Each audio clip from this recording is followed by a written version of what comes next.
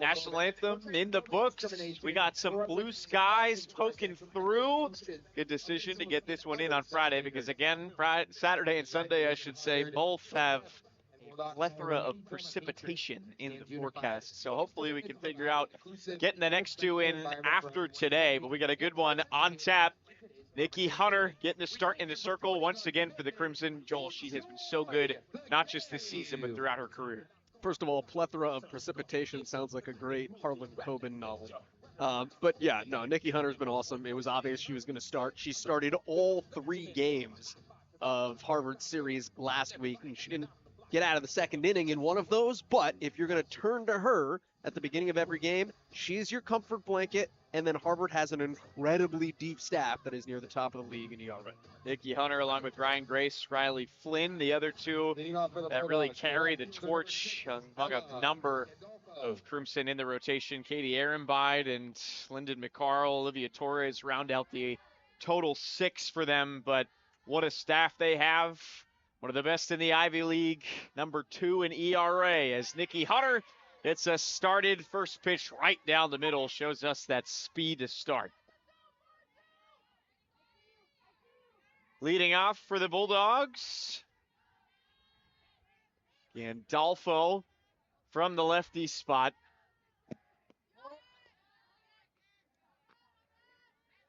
We talk about how good this pitching staff is. Yale has 3 of the top 5 hitters in the Ivy League. Now it's got some other softer spots in its lineup as compared to Harvard, which is pretty stacked from 1 to 8. But there's a couple of tricky spots. Hunter catches that outside edge. Ella Gandolfo hitting over 300, or 300 on the dot, I should say, on the season so far. Started a bit slow, but she has been hot lately. Coach Ricciardone said she just kind of went through that process of figuring out play at the college level as she fouls one down the third base line. She took her lumps, but now just so steady, and that's why she's earned the nod in the leadoff spot.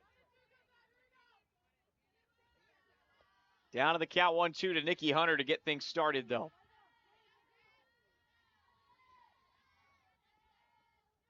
The delivery from Hunter into the dirt.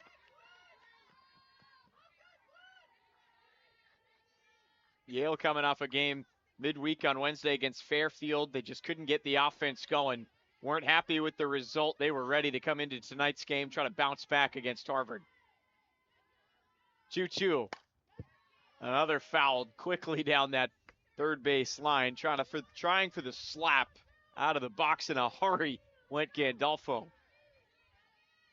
Now again, Hunter started all 3 games in Harvard's series last week, and pitch counts are not the same in softball that they are in baseball. You have a little bit more in your arm. Oh, outside edge from Hunter. Gets Gandolfo looking. First strikeout, first out of the game recorded from Nikki Hunter. What a pitch. And that's a big pitch for her because she has to be able to put people away, be it on strike 3 or be it just getting out of counts, because that is a 7-pitch at bat to start things off. And she was ahead 1 ball and 2 strikes. So it's being able to find that pitch that's going to get somebody instead of letting them drag plate appearances on. Sophie Woodridge wastes no time. Over to short right to Sophie Sundell. Hard hit grounder. 1 pitch at bat. Sophie Woodridge, one of the best hitters in the Ivy League as well. Quick out, though, recorded by Nikki Hunter. Bella Fortini. Woodridge at 349, Fortini at 340, and then 358 for Perrin, who leads the league in hitting. So that's the top 4, and that's the thick of it for Yale. Woodridge also one of the best at getting on base in the Ivy League. Top 10 of the conference in that. So unfortunate for the 2 spot. Just hit it right into the teeth of the defense. Isabella Fortini now in the 3rd spot.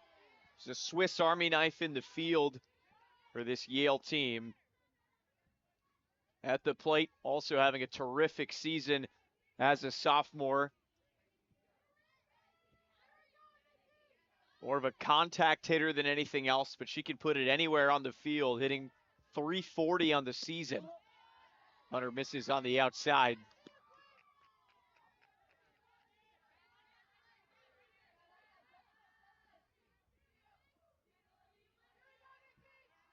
Fortini, part of a clutch middle of the lineup for the Bulldogs, just provides them a spark. This middle part of it is one of the more dangerous in the entire Ivy League of the lineup. And there she goes, pokes it right over Sun's head for a single with 2 outs.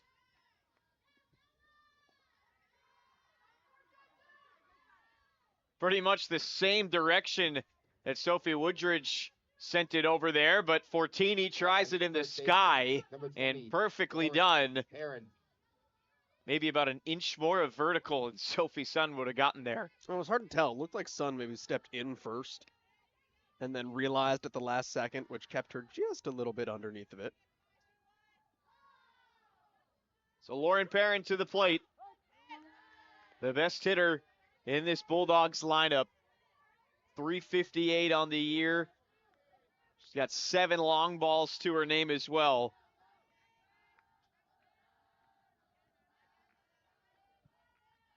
Starts down on the count to Hunter. Comes up swinging, goes the opposite way. That one's through for a base hit.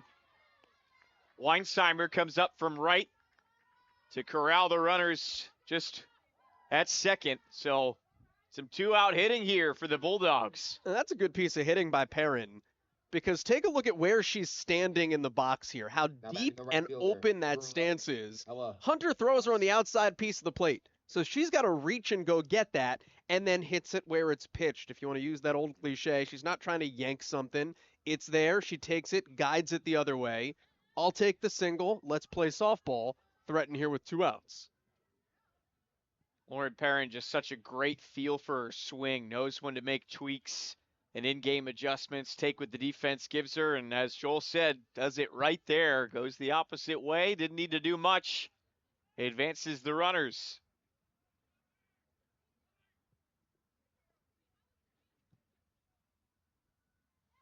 So the conference on the mound, talking things over, already 2 down after the Crimson retired the first 2 batters. As you look at the defensive alignments for the Crimson, the usual suspects, not much of a change there. The graphic is perfect, by the way. That's errors on the field this season. Shout out to the production crew.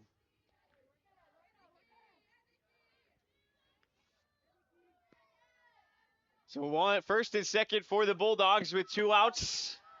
Hunter delivers into Ella Cross, hitting just shy of 300 on the season so far.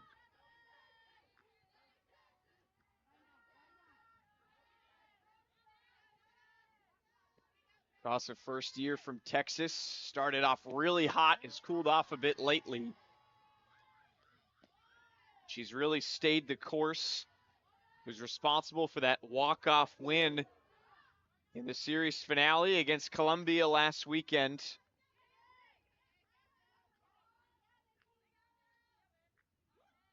One count from Hunter. Here comes back up the middle. That one's through. Sun couldn't get her glove down. Here comes a run around.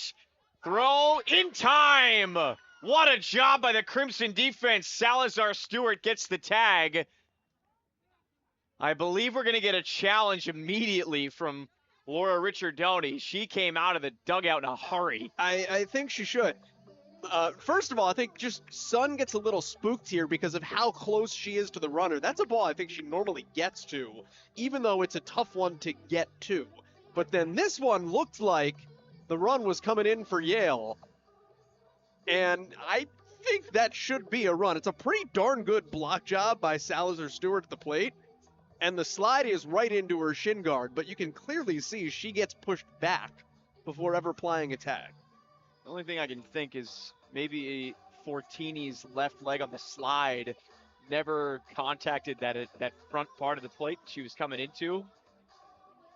But it'll be interesting to see what the challenge results are. What a throw coming up from Savannah Fitzpatrick in center, though. Had a great break on the ball, had the backup for Sun right behind her on the money. And if you're Yale, that's huge because Hunter's been not untouchable, but fairly untouchable recently. She's allowed 3 total runs in 8 of her last 9 starts. And 1 outing where she got touched up by Princeton. But other than that, you can't push people across against her with, you know, a train engine. Bulldogs offense, though, to their credit, has just been really opportunistic. Ella Cross, maybe what she did last weekend, just kind of speaks to the identity of this Yale team as a whole. Coach Ricciardoni told us that, even in the bit of a lull, you just got to fight through it, be resilient. If we have a moment, we got a shot. Final call, the decision is safe. Yeah. A successful challenge by the Bulldogs coaching staff. After further review, it must have determined that there was catcher's obstruction at home plate. Catcher's obstruction is the ruling. So you had your eye right on that from the start, kind of checking out where Salazar Stewart was set up on the plate. And it's hard because David Staples is in the right place to make that call, but then it happens directly through line where he can't see. Good news is you've got the replay and you've got the ability to go back and look at it. But you look at this front corner of the plate and watch as the foot comes in. I mean, forget the catcher's interference. I just think she's safe because the foot gets pushed back. You've got contact to the plate and then the tag. I mean, yes, catcher's interference, but I also just think she was safe. Definitely had it one way or the other. I mean, you could see the flex, though, of her foot and her ankle when she came into contact with Salazar Stewart's knee brace sitting right there on the corner. So that's the result of the call. And a 1-0 lead here in the first for Yale. And trouble still not done. 2 base runners aboard. All this rally taking place with 2 outs for the Bulldogs. 3 consecutive singles creating the offense from Fortini, Perrin, and Cross. Katie Donahue to the plate. Donahue, another member of this Yale team, hitting just under 300, 292 on the season.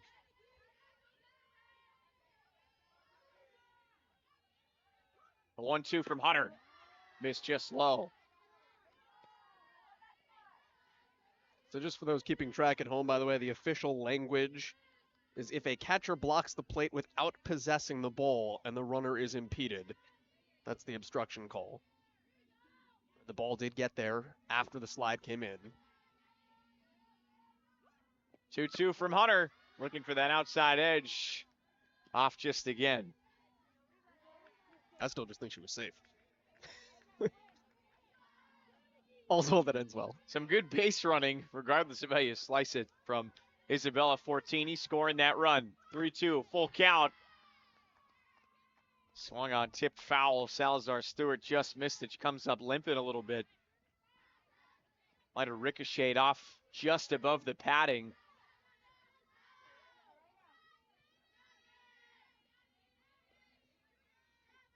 We reset. Another full count from Nikki Hunter.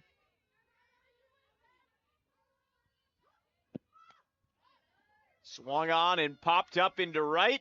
Weinsheimer's there, but she can't handle it. 1 run comes in. They prevent another. Honestly, a tough break on both sides. Harvard could have been out of the inning, but base runners held up a bit from the Bulldogs. Ella Cross over at third. Never really rounded. If she had, could have been a 3rd run for the Bulldogs. And this is just a weird inning defensively. Because obviously, this is a ball that should be caught. And I think Sophie Sun will tell you that she should have probably made both plays to shortstop. So uncharacteristic for Harvard. And it puts them here in an early hole that obviously you'd like to not be in. Perrin comes in to score the 2nd run for the Bulldogs. Cross held at third. Donahue over at first now, and S.J. Mole to the plate, 297 hitter for Yale.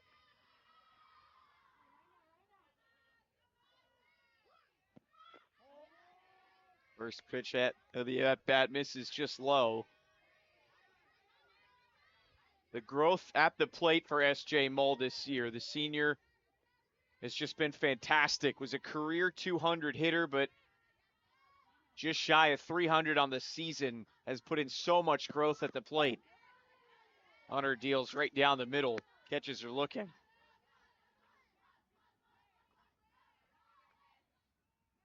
Bulldogs coaching staff just so excited about everything that S.J. Moll worked on during the offseason, seeing it pay off.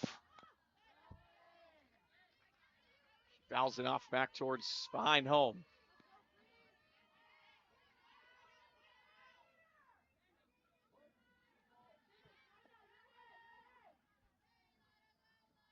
Hunter ahead in the count, 1-2. Trying to close off what's been a bit of a nightmare the last couple at bats. This is what we go back to in the first at bat with Gandolfo. Is when you have 2 strikes on somebody, finding a way to put them away. Hunter is not a big strikeout pitcher, but you've got to get yourself out of trouble by making a pitch when you have the advantage. 2-2. Moll comes up swinging. Close call down on the third baseline. Cross had to jump out of the way.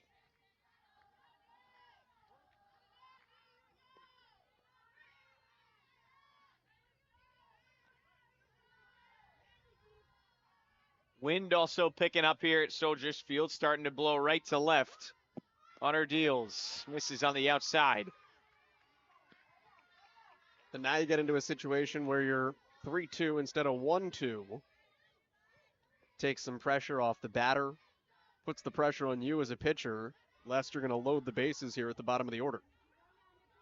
Hunter already up to 30 pitches here in the first inning. Another 3-2. Moll down the third baseline, I should say. Call came in to stab at it, but in foul territory.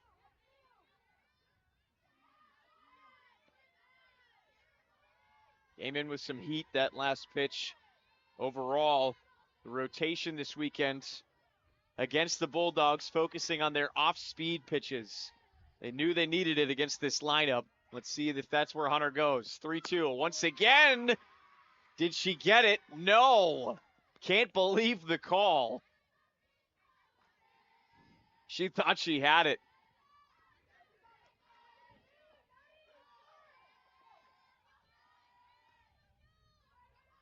Took one hard step towards the dugout like she was about to get out of it. But still the trouble remains. Now bases loaded for Yale. And this turns into gravy. If you can get something here, he's Yale. And Caitlin Oikel trying to do just that. Oikel, the sophomore, missed her freshman year with an injury. As we get another look at that last pitch, just misses high. It's tough because she's got a different angle than we do, being down the line a little bit more. It did look away. There is the off speed from Hunter on the drop.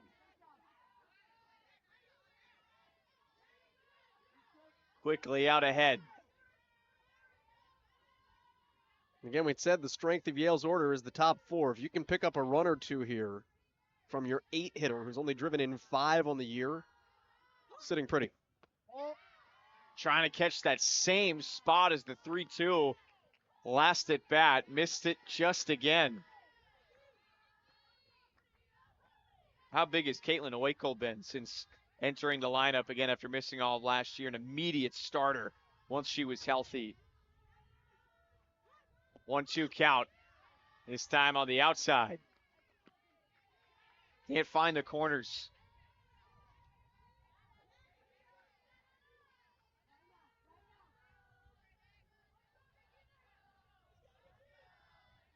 Spot work, always a really big emphasis at practice for the Harvard pitching rotation. Can Hunter find it here? No, looking for that same spot again.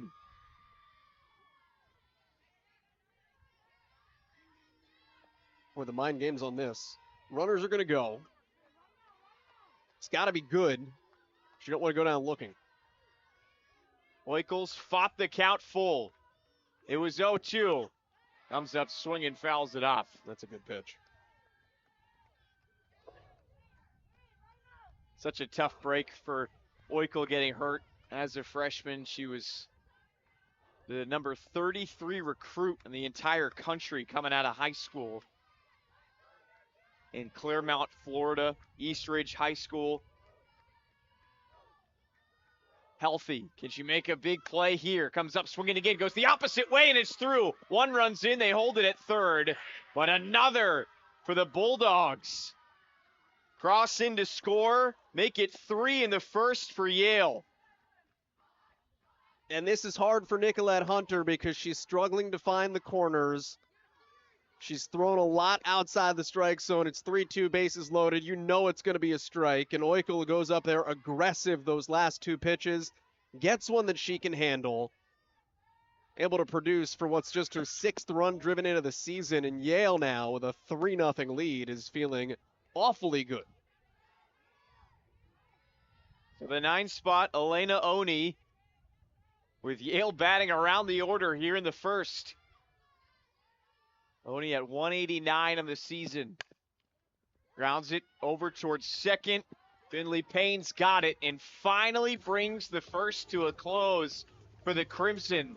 Couple tough breaks in the defense. The crazy thing with this Harvard lineup is that you have to go to the 6 spot to find somebody hitting below 300, to the 5 spot to find somebody below 340. Coming up swinging is Selassie. Went for that slap the opposite way. Missed it all. Lead-off strikeout from Taylor, but this is exactly what happened for the Crimson in last time, right on the top of the inning. We saw how that went.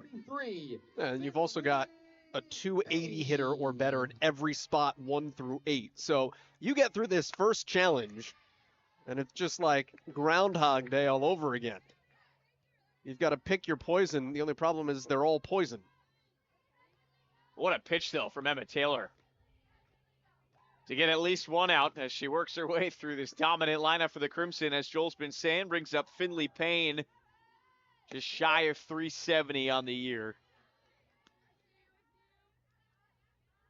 Not only that, but she's red hot. 16 driven in. 11 of those have come in the last 2 weeks. Yeah, since conference play started in the Ivy League, Finley Payne has found another gear. Can't find it on the riser from Taylor, though. Who wants to play in that warm weather? Let's come hit in the cold. Such a tricky thing, Northeast softball, right? The non-conference schedule, you got to make some decisions for where you're going to try to play.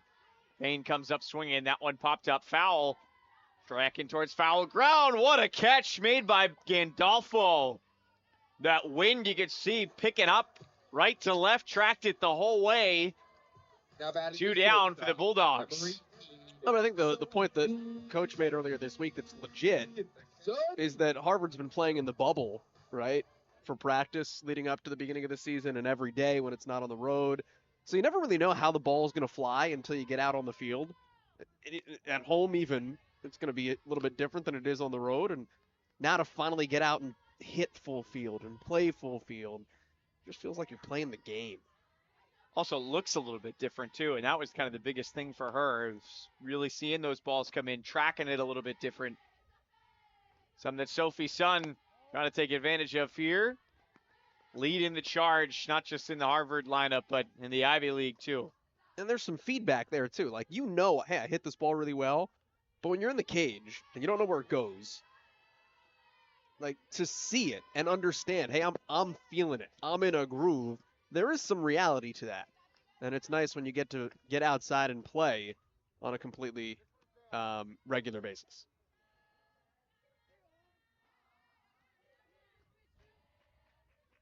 The offensive mojo, 4 home runs in the last couple of games, 2 of them coming from Sophie Sun, as we talked about at the beginning of the broadcast. She doesn't see many pitches straight down the middle like that, but she was taken all the way on 3-0.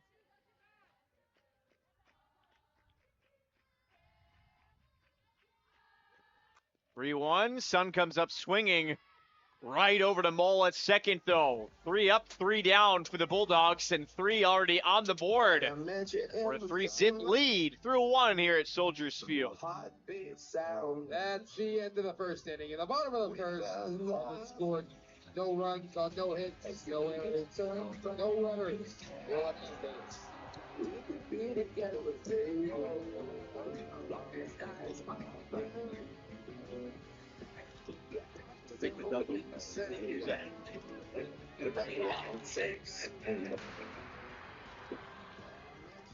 It's a duck. We're going to hit him. I would love to see you do a duck lick. Put us back on camera.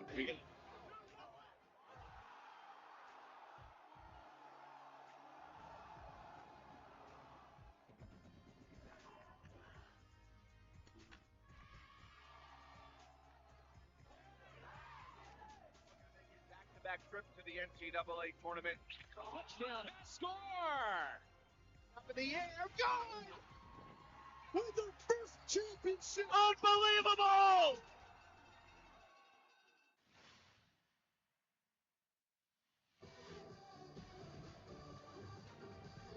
Welcome back to Cambridge, Harvard, Yale, a storied rivalry going at it again and coming off a couple of opposite results. A really strong weekend for the Crimson and a 3-game sweep of UPenn. Sophie Sun leading the charge on offense.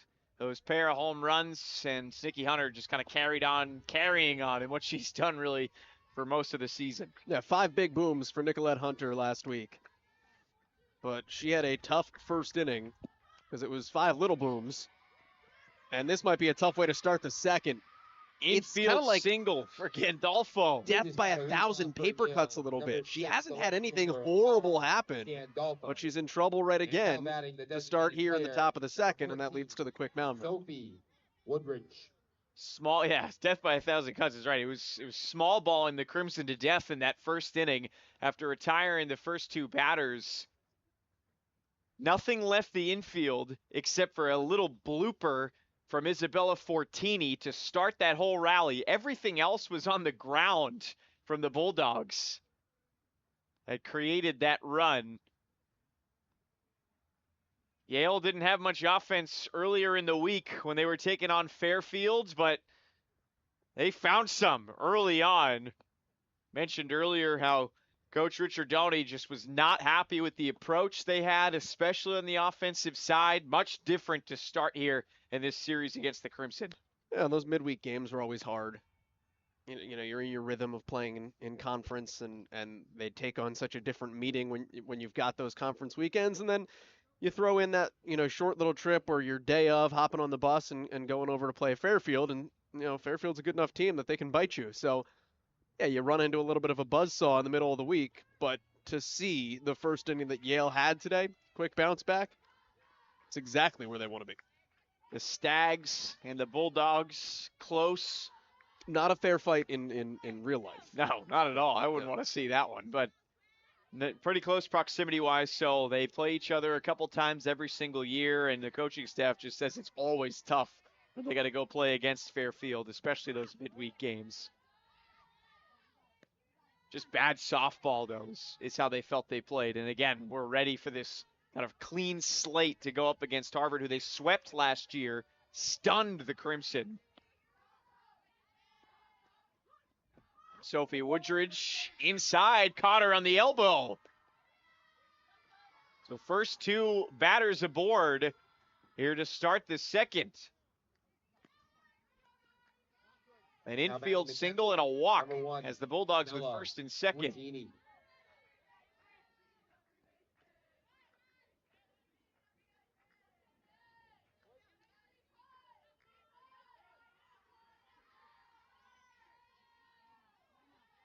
Holding their ground strong there on the inside of the plate. Didn't back off for a moment. And here is Isabella Fortini, who again got that entire rally started last inning. Bloop single over Sophie Sun at short. Ended up coming around to score one of those 3 Bulldog runs.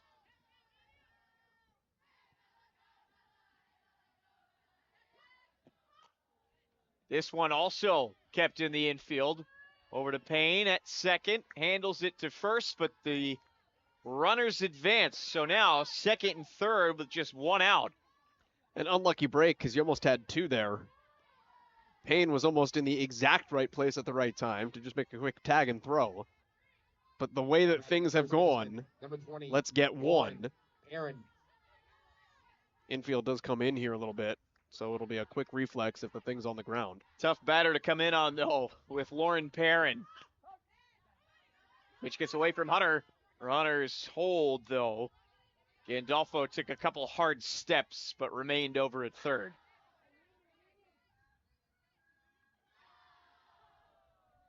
Good job at infield captaincy there by Sun as well.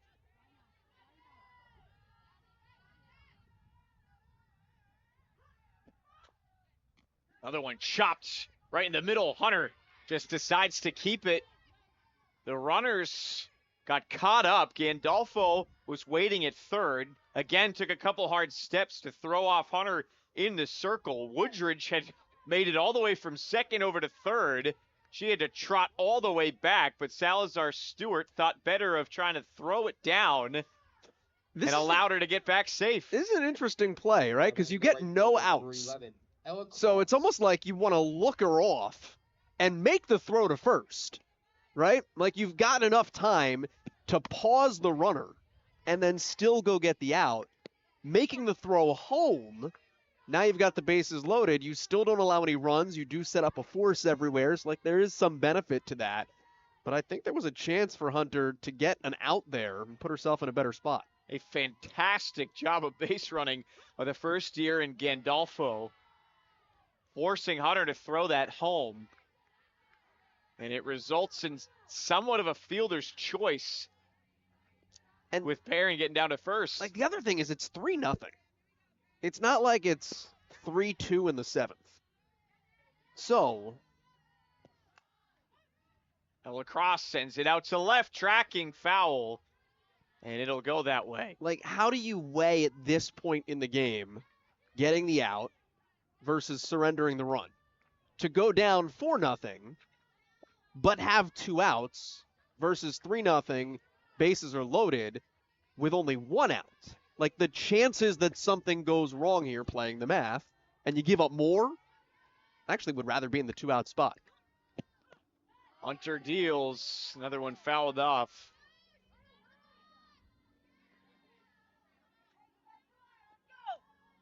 Cross singled her first time up. Brought in a run to score. 2-2 count from Hunter, already at 52 pitches here in the second inning.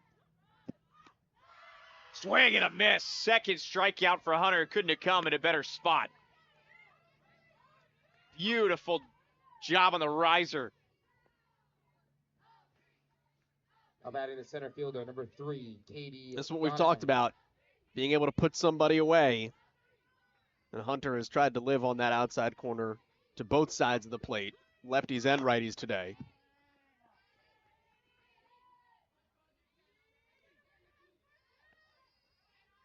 Nikki Hunter, as a sophomore out of California, has just spent the season getting used to teams recognizing her from her standout freshman campaign. She's been up to the task, but in some trouble here early against Yale. Bases still loaded. Nice pitch to start the at-bat to Katie Donahue.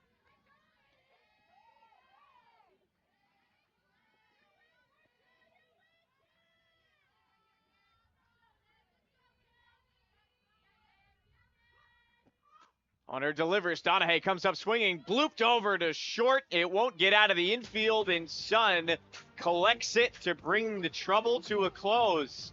So despite having the bases loaded, Yale can't add to it. But yeah, they've been doing this since the beginning of time, and 2 schools that, as far as rivalries go, have about the biggest one you can ask for in the Ancient Eight. Yale just gotten so strong the last couple of years as Priyanka Kaul sends one out to first. And that's easily handled by Perrin for the first out of the inning. Harvard still has yet to have a base runner.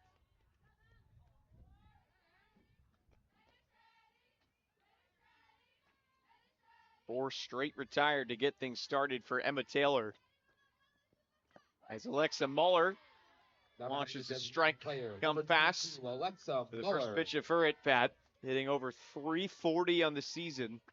Joel already mentioned it. You got to get pretty deep in the lineup to find somebody not over the 300 mark for the Crimson.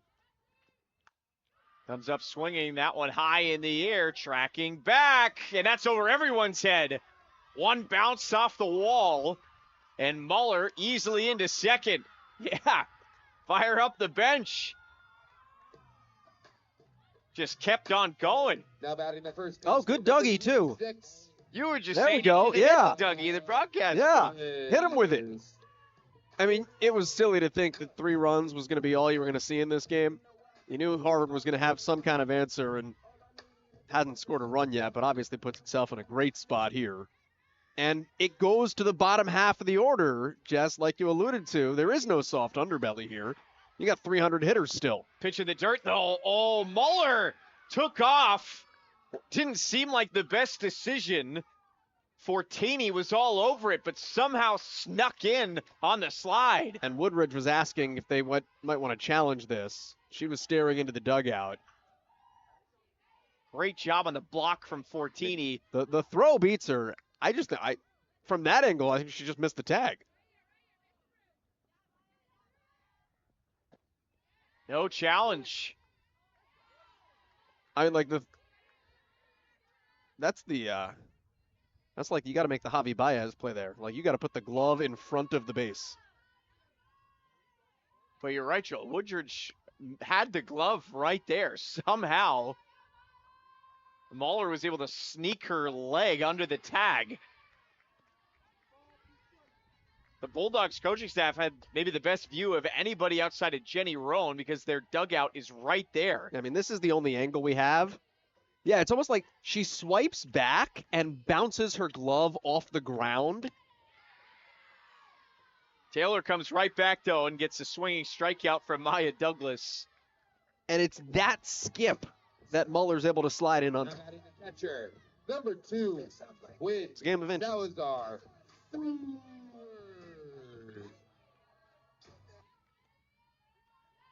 So 2 down for the Bulldogs. Still a runner on third for the Crimson, though.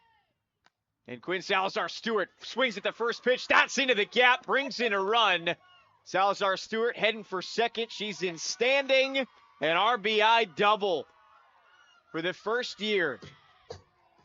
On a mission to break every record that Sophie Sunset from a year ago as a first year. Oozing with confidence. Comes up in a big spot. Taylor just left that one over the plate.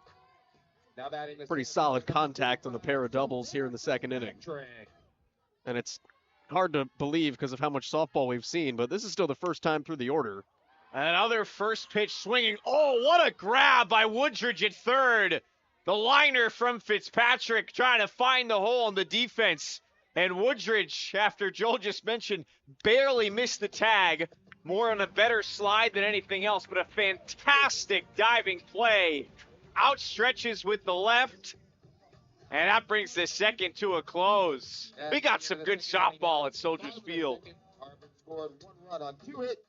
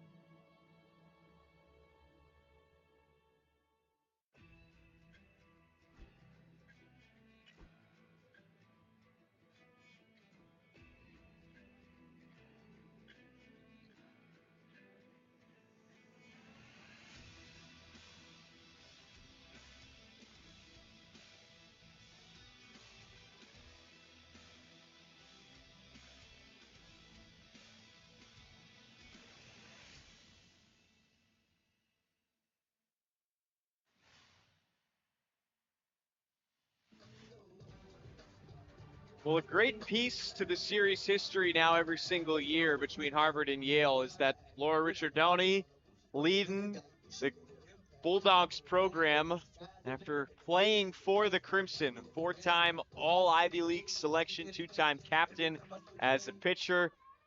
That's for a capital Harvard. offense. And, So, I mean, like, just so many layers to it, right? She says it's just so fun being back here every time, though. Interesting as well. Still knows a bunch of people in the program, even with Jenny Allard gone, who was her head coach. Nikki Hunter gets S.J. Mole to chop it right back to her. Throws in time. Mole immediately coming up saying she was safe. We've had a number of plays that have come down to not even inches, more like review. And it's just that little skip that goes away from her. I think she's out. It's that little skip where the ball bounces away from Payne that takes her an extra half second. Like, it's nothing she did wrong. It's just it's Isaac Newton at work. I think Game of Inches right now might be Less exciting than Game of overstating it. Thrones, but it's highly rated. All right, so This has got to be a game of millimeters right here. and that you're watching for foot and listening for ball. She's out. That is as close as you can get it. It's going to come down to whether the spikes on her cleat were on the base. So just to give you the insight here, what the umpire is looking for in that situation, they are watching the base and listening for the ball. So they're listening to hear when the ball hits the mitt and then where the foot lines up with that. And if it is a tie, show me in the rule book where it says tie goes to the runner. Tie goes to the umpire. That's the discretion there. It's funny you say that. That has come up a number of times. It's not in the rule book. It's not. It's not But in the that, rule book. it's not something that's been publicized. But tie this time does go to the runner. SJ Bull was confident she beat out the throw, asked the coaching staff for a challenge. She gets it. She was right. Infield single.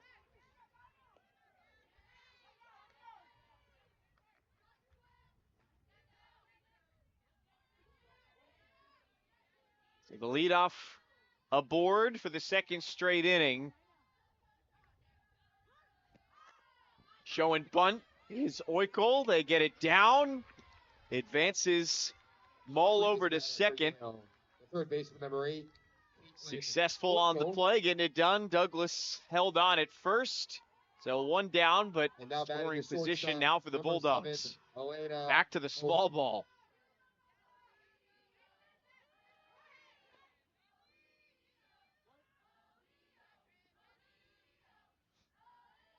Be my favorite dugout chant tonight. Owie back to the plate. Her second time. If you want to get something stuck in your head, just go to a softball game. So much fun. They got to be the most creative bench mobs in sports. I love it. So much good energy. Drop from Hunter into the zone. The most intriguing thing is, like, they're all the same cheers. Everyone's got a way to make it fit their roster. It's an incredible amount of creativity. Bit quiet though for now. 1-1 count to Owie. Comes up bunting again. Fouled off now, a 1-2 count. She grounded out to second her first time up.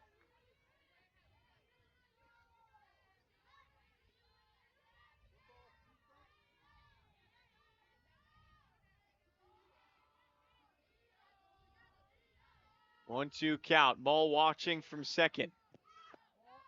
That one sails inside.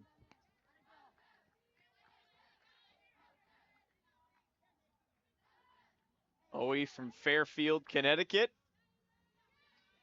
Played club for Connecticut Impact, and she's been an impact player since day one as just a sophomore. This one, once again, shot back up the middle. Play made by Payne. Throw in time, but advances the runner again. It's a nice dig, though, by Douglas.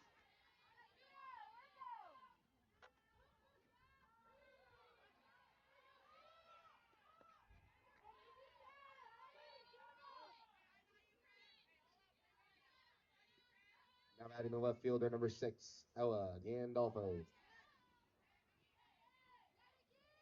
2 down, runner on third for the Bulldogs. Top of the order with Gandolfo. 1 for 2, started last inning. The leadoff single. Third at bat in just 3 innings. Watches one sail outside from Hunter.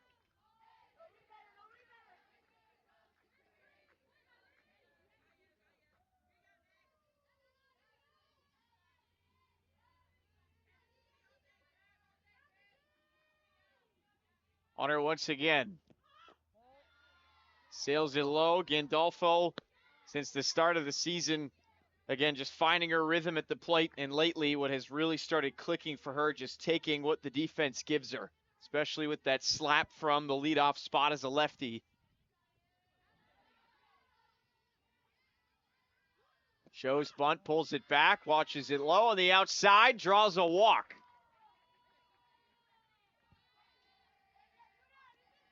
I was going to say that would have been a good time to try to slap one.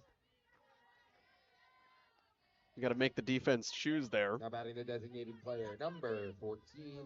First and third now, second time aboard for Gandolfo. And Sophie Woodridge hit by a pitcher last time up. Launches one on the inside. There goes the runner. And the throw from Salazar Stewart over the head of Payne and Son, trying to cover. And in to score comes S.J. Mull for the fourth run from Yale. And that's just a freshman maturity thing, because nothing good is going to happen here, right? Because the second that this ball leaves the catcher's hand, I'm coming home from third, right? If I trust myself enough as a base runner, I'm coming home from third. And the runners don't matter. There's 2 outs. So all I need to do if I'm Hunter is get the batter at the plate. Let her have second. Go from there.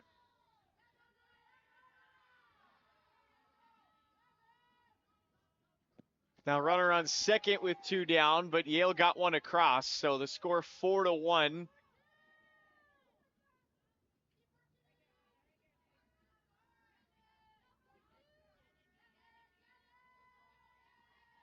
Isabella Fortini waiting on another pitch from Hunter. Big cut on that one, missed it.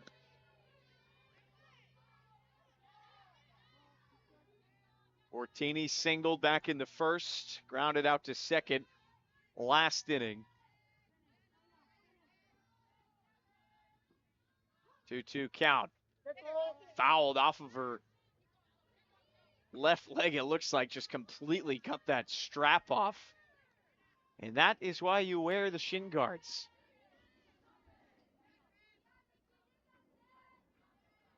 Ooh. Yeah, right off kind of the meat of that pad.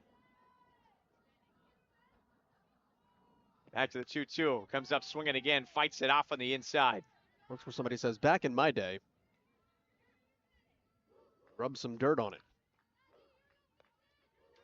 Gotten smart in modern times, I guess.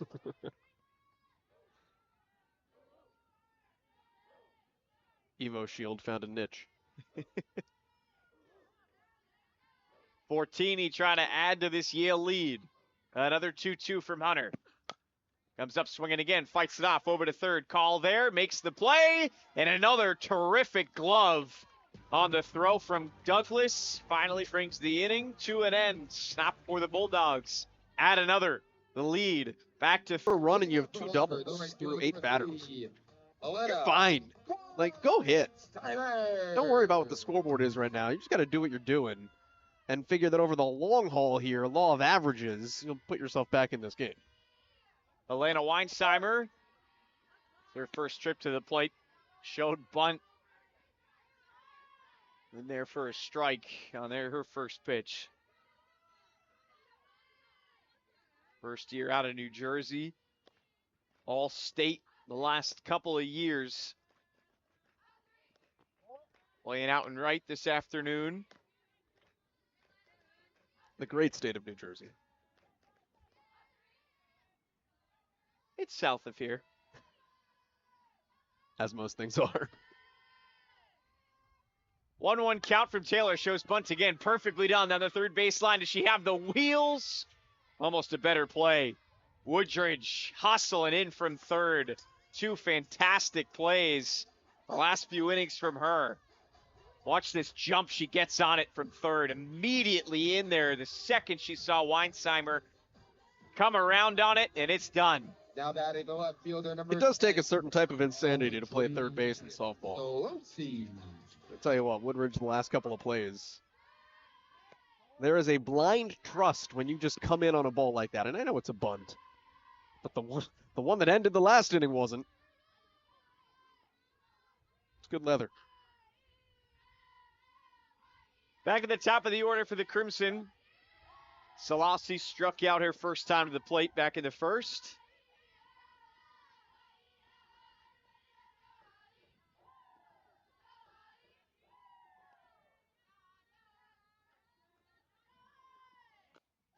Lefty, lefty. And Selassie can't find it. Yeah, she's going to be bummed about that one. Good opportunity with one right down the middle.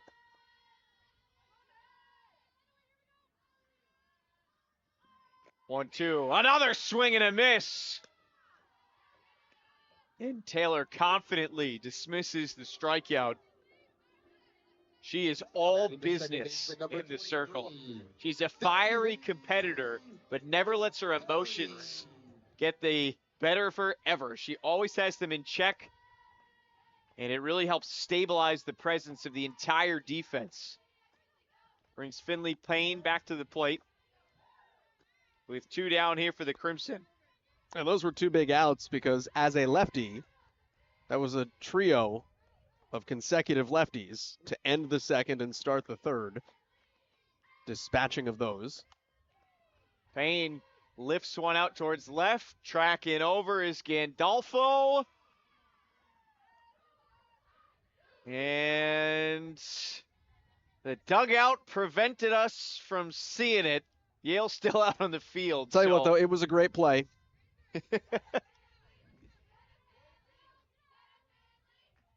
Tricky spot down there with where we're located up in the broadcast booth. But tough play over for Gandolfo. Good hustle to get over in the area. Lucky break for Payne. She keeps on rolling. Maybe.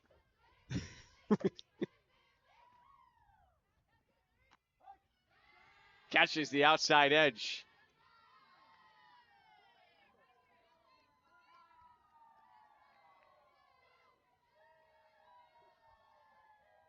One, 2 count on Payne here for Taylor.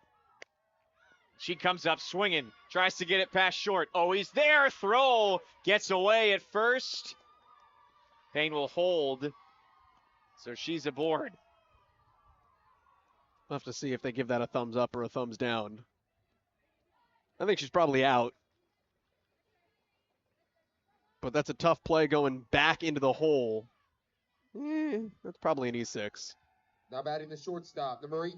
The Crimson will take a base runner, though, when you got Sophie Sutton coming to the plate, no matter how you slice it. Pitch in the dirt. Payne took a couple hard steps out from first. Fortini had to check on her. Nothing doing. We are inside at our broadcast location here, but it is fun watching the progression of outerwear here behind home plate. The wind is blowing, and it is getting colder. The hoods have gone up. The blankets have come out over the last 2 innings.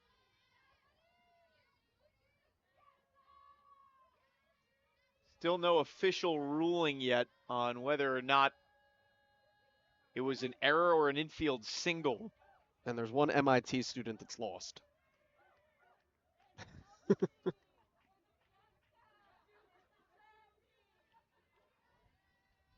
He doesn't even go here. He's just having some fun. We got a tremendous softball game. Why not?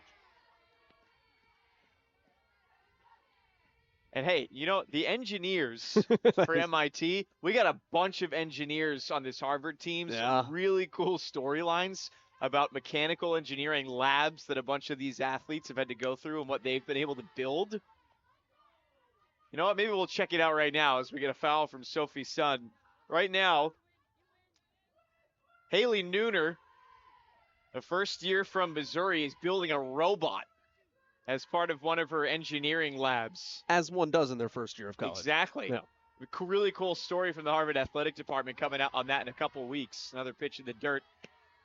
Nicely handled by Fortini to keep Payne over at first. But she's not the only one that has had to do these types of labs. Lael Ayala also had to do a similar thing. She built a mechanical eel controlled just like a remote control car recently. So some awesome stuff. And hey, you know, if it takes an MIT person as a fan coming to check it out to get that story, and we'll take it. But a tough break for Sophie Sun Pop. There again, the standings We got so sports, important. we got engineers, we got a little bit of everything here today. Well, the one thing we don't have, luckily, is rain. So at least holding off for now. It'll be interesting for Sunday. I had to push the doubleheader to the end of the weekend. So we're going to do everything we can to get those games in a couple days from now. As we begin things here in the fifth, Yale leading 4-1. Having some technical difficulties on our statistical inputs here. So we'll have to just manually give them to you until some of that's able to get sorted out, just like the good old days. I've got my clicker. MIT guy has zipped up his jacket, by the way, so it's getting colder. He heard you talking. They found me. Nikki Hunter misses just inside. Leading it off here for the Bulldogs to get things going in the fourth. Isabella Fortini.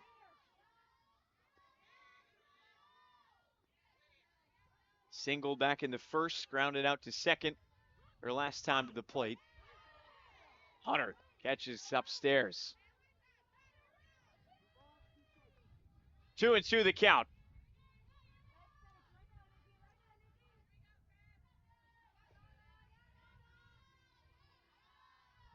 Wind has died down a little bit here at Soldiers Field. Won't matter with that fly ball deep out of play down the third baseline.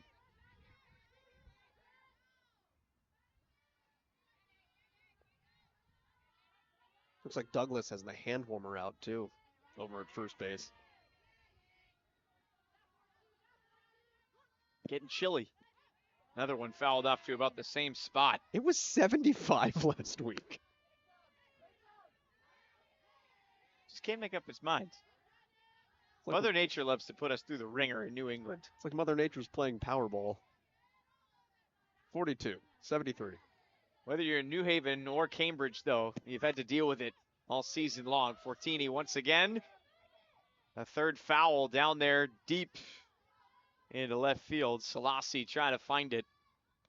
This goes back to what we've talked about throughout the day, though, and it's just not who Hunter is, and that's fine. Right? She's not a big strikeout pitcher, but this is now the 7th pitch of this opening plate appearance here in the fourth. Finding ways to put people away when you put 2 strikes on them. Confident in the box still. Bulldogs can fight some long at-bats. Fortini goes back up the middle, and she has another base hit. And so that's what winds up happening, right? Is you look at it mathematically from like, yeah, well, your pitch count gets higher and higher. But what also happens is like the batter just sees more pitches, and you as a pitcher have to keep making pitches. And eventually, yes, you can get the out, but if the batter keeps hanging around, they're going to get a hold of one that's out over the plate, and it's a line drive back up the middle, and Fortini gets going here. So it's being able to capitalize when the advantage is in your favor. Number 20, Lauren Heron. And the advantage has been in Hunter's favor. Like, she has gotten out in front of counts today. She's done a great job starting at bats.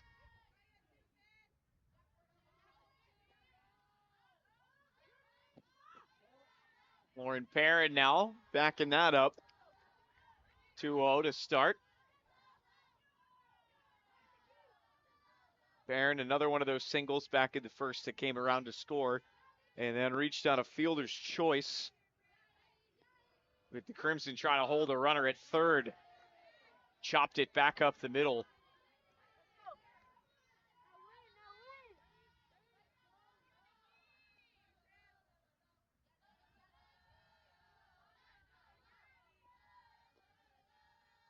Perrin just tremendous in her approach at the plate all season long.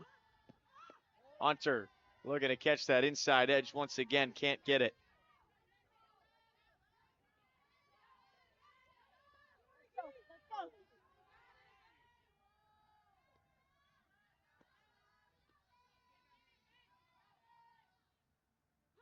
Perrin waiting on another swing and a miss.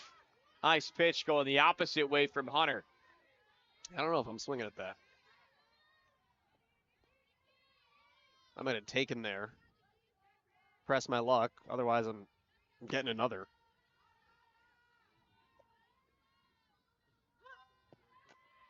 Chopped once again. This one coming around in the infield. The wheels are going to get her there. How many infield singles have we seen from the Bulldogs today? Harvard can't buy a break. Like, this is just... This is like trying to pluck a ground ball out of a labyrinth. Because you've got, all right, batter, bat, base runner, and she's entitled to the base path. So, well, I mean, you're sitting there kicking yourself because as a pitcher, you're like, all right, I got her out, right? No. Like, that is a good enough pitch and a good enough play to get somebody out. And the gods of softball are just saying, well, not today. Honestly, though, what a heads-up play, though, from Perrin, noticing that the chopper was coming back down almost right on top of the base path, and she had to do a little bit of a loop-de-loo to go around it to avoid it hitting her and getting out on her own chopper. Well, and not getting herself out, too. Exactly. She goes too far out of the way, and she's out. So there's a couple ways you could have done that, right? She could have tried to jump it. She could have tried to stop. Gone outside the base path. That's an out.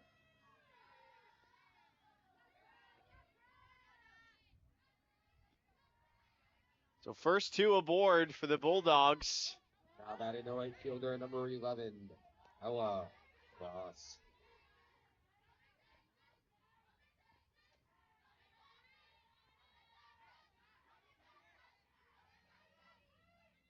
First and second for Ella Cross. Showing bunt. Pulls it back.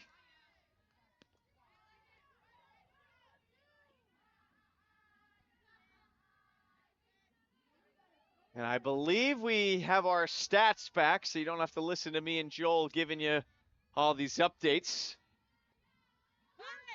1-1 count. Cross watches it hit the outside. Cross responsible for that third run back in the first inning.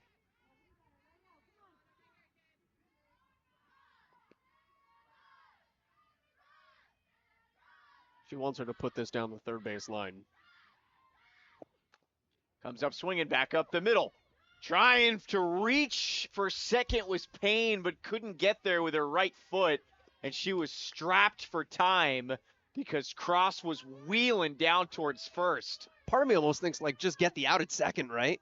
Like, you know you're going to get one unless she didn't know how close to the base she truly was.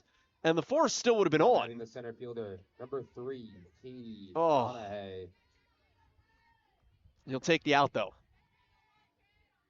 Another tough break for the Crimson infield. Second, third with one out. A group that we haven't seen make these types of mistakes this season, and you almost wonder if it's a domino effect. You see Sophie Sun, who has, as sure-handed as they come over at short, missed that grounder in the first that could have ended the inning before any damage was done, and then it all starts spiraling from there. Well, as the Hall of Fame quarterback Shane Falco once said, it's like quicksand. The more you try to fight back, the deeper and deeper you sink sometimes. Well, the beauty of that, Falco's team had to be pretty resilient. And we know the Crimson can do that. Fly ball, tracked by Fitzpatrick out in center. A nice throw over to third to keep the runners. But just the runner at second, though. One does come around to score.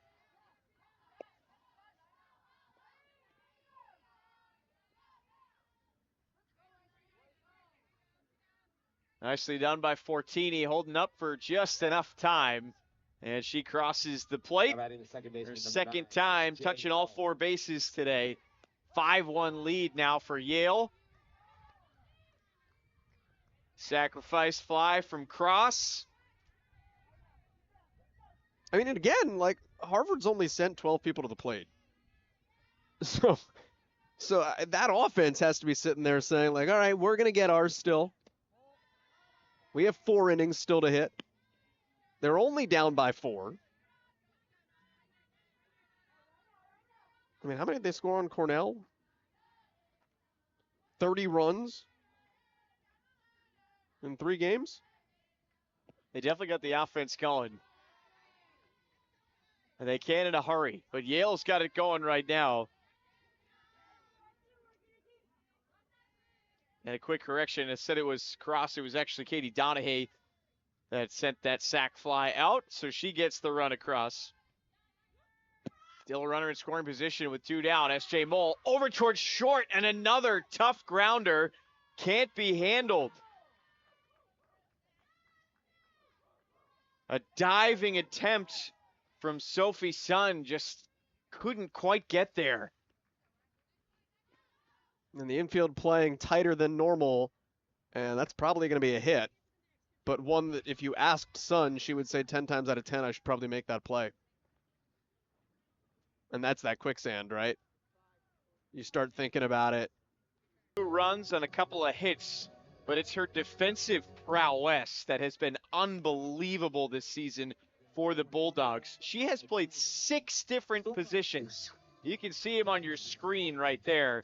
I mean, I'm in the position that we should just throw her in the circle and then put her at the other 3 so that we can say all 9 for Fortini, because make no mistake, she's able to do it. You know, the irony, though, is like, what position would you think of a catcher would play other than catch? First. That's one of the 3 she hasn't played yet. Like the center field and the pitching thing, sure, but I feel like we can get the first base checked off. It's definitely going to happen at some point, right? First to the plate for the Crimson. Coming up swinging comes Call, but that is a soft fly ball out just beyond the infield. Tracked down the first out of the inning.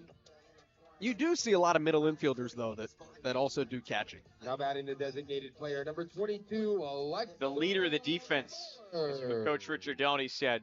In conference and Ivy League play, she's going to be behind the plate like she is today.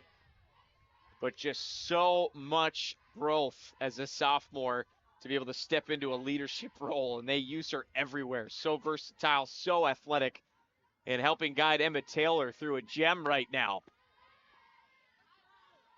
You know, the other thing that it allows you to do, and I don't say this to like discount her catching ability, but it allows you to play with your offense, because you can say, like, all right, if we have somebody else that we trust in catching, obviously her catching skill is valuable, we can go play her at second or third or short or in the outfield, because it's going to open up spots for us to put other people in the lineup, and it gives you a chance to be a little bit more creative if you're Yale's coaching staff.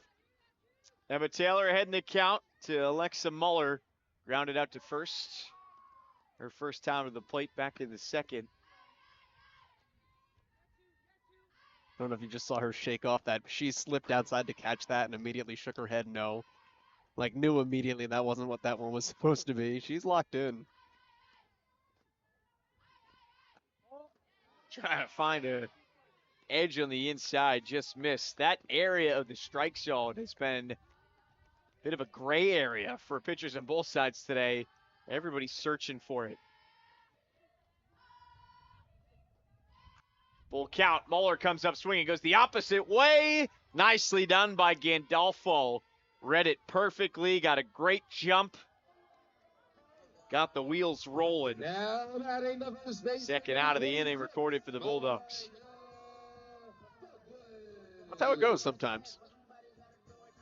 One side's hitting the ball 2 feet and getting on, and the other side's hitting ropes that are Shades of tailing that away. Brighton series, Yeah. right? Just hitting right to people. But again, you got to give some credit. Yale, one of the best teams, the best, I should say, in the Ivy League in fielding percentage. And that comes again with having more games than every other team. So it's a testament to their prepared level coming into every single series as Maya Douglas pops one out of play. Yeah, and there's a riser, which if you've got it working, can be a hard one to hit, can be a hard one to keep down, not pop up. You got a good mix here from a lefty. Changes speeds really well, has a good screwball. Talking about Emma Taylor for Yale. 1-1 count to Douglas, back up the middle, and the Crimson will have a base runner here in the fourth. Don't let that impact what we just said. But that's only the third hit in 4 innings. Now batting the catcher. Did a good job to get those hands in. Try to bring that barrel as close as she could as that pitch ran a little bit inside on Douglas. Salazar Stewart to the plate, an RBI double, her first time to the plate. She ropes one over towards third, but a nice play once again by Woodridge and Ohi combining over on the. Riley Flynn got the Crimson out of a really tough inning last time up. Came in relief, walked a runner in Oikel. Bases were loaded, but struck out Ohi to bring the inning to a close. But now top of the lineup here for the Bulldogs to start things in the top of the fifth. They got Gandolfo and then Woodridge. He's looking to reach after getting hit back in the second.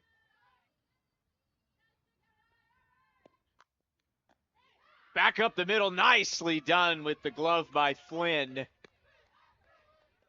Yale has just been barreling up a number of pitches today, straight up the middle. Hunter and now Flynn have both been busy in the circle.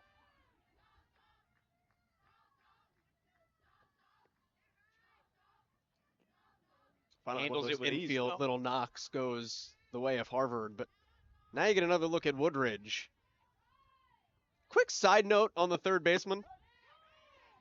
And you wouldn't know it just by looking at her, but she is a JDRF youth ambassador. And if you're sitting at home like, what is that?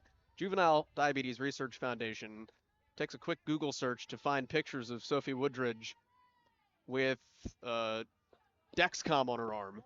She's diabetic. And not the kind that you just get because, like, diet, exercise, all those things. That is autoimmune disorder, and it's hard to regulate where your sugars ride up and down.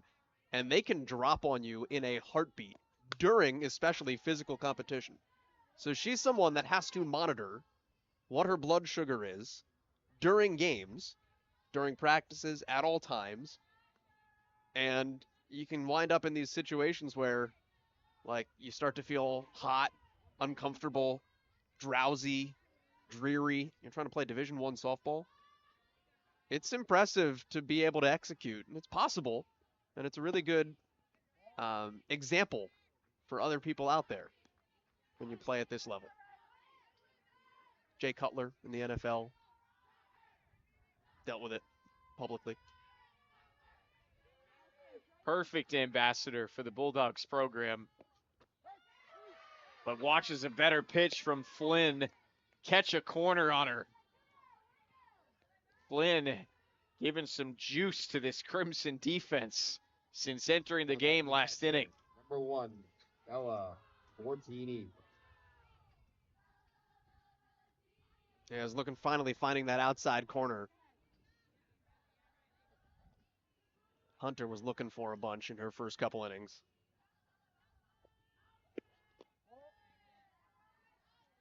Four batters faced and 2 strikeouts for Riley Flynn.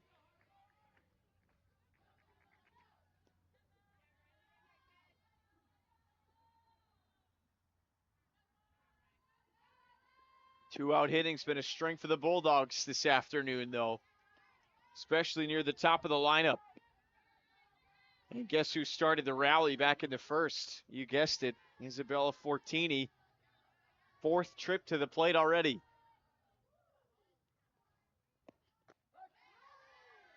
Flynn's catching corners, though.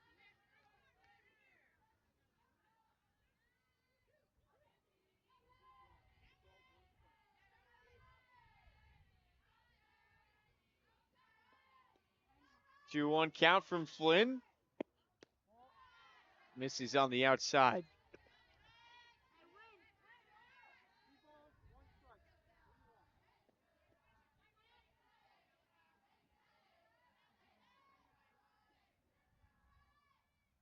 Works the count full once again and draws a pop-up. A little bit more than a pop-up. That thing just continuing on back. Selassie had to go a long way to track that down. It just kept on. Just a couple batters apart from Muller and then Salazar Stewart. But other than that, only one other hit in this game. Can they finally find some offense here in the 5th. Showing bunt comes Fitzpatrick. Throw gets away at first. Tough break for Mull coming over to cover. Couldn't dig it out. And that's part of the beauty of dropping a bunt as a lefty. You get the first baseman coming off. Perrin came in to try to help out Taylor in the circle. Leadoff runner aboard. Finally for the Crimson. First time they've had that this afternoon. Yeah.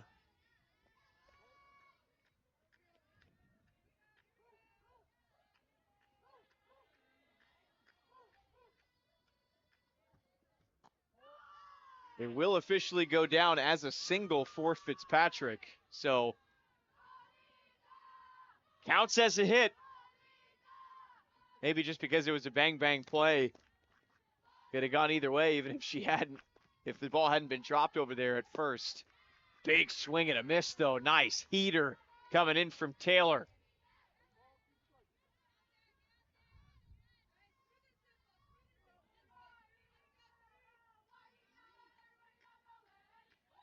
Lana Weinsheimer grounded out to third. Her first time up in the 3rd.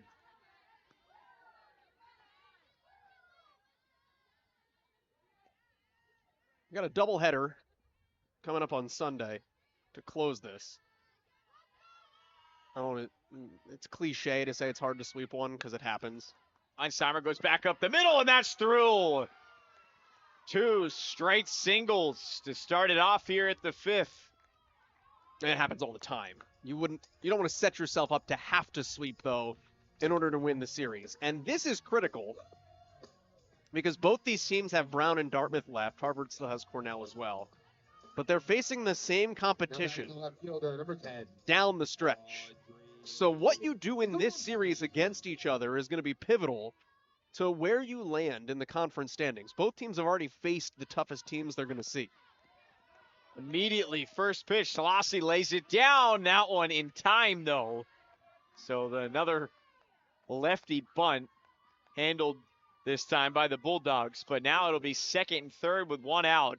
After the 8-9 spot in the Crimson lineup, both got aboard.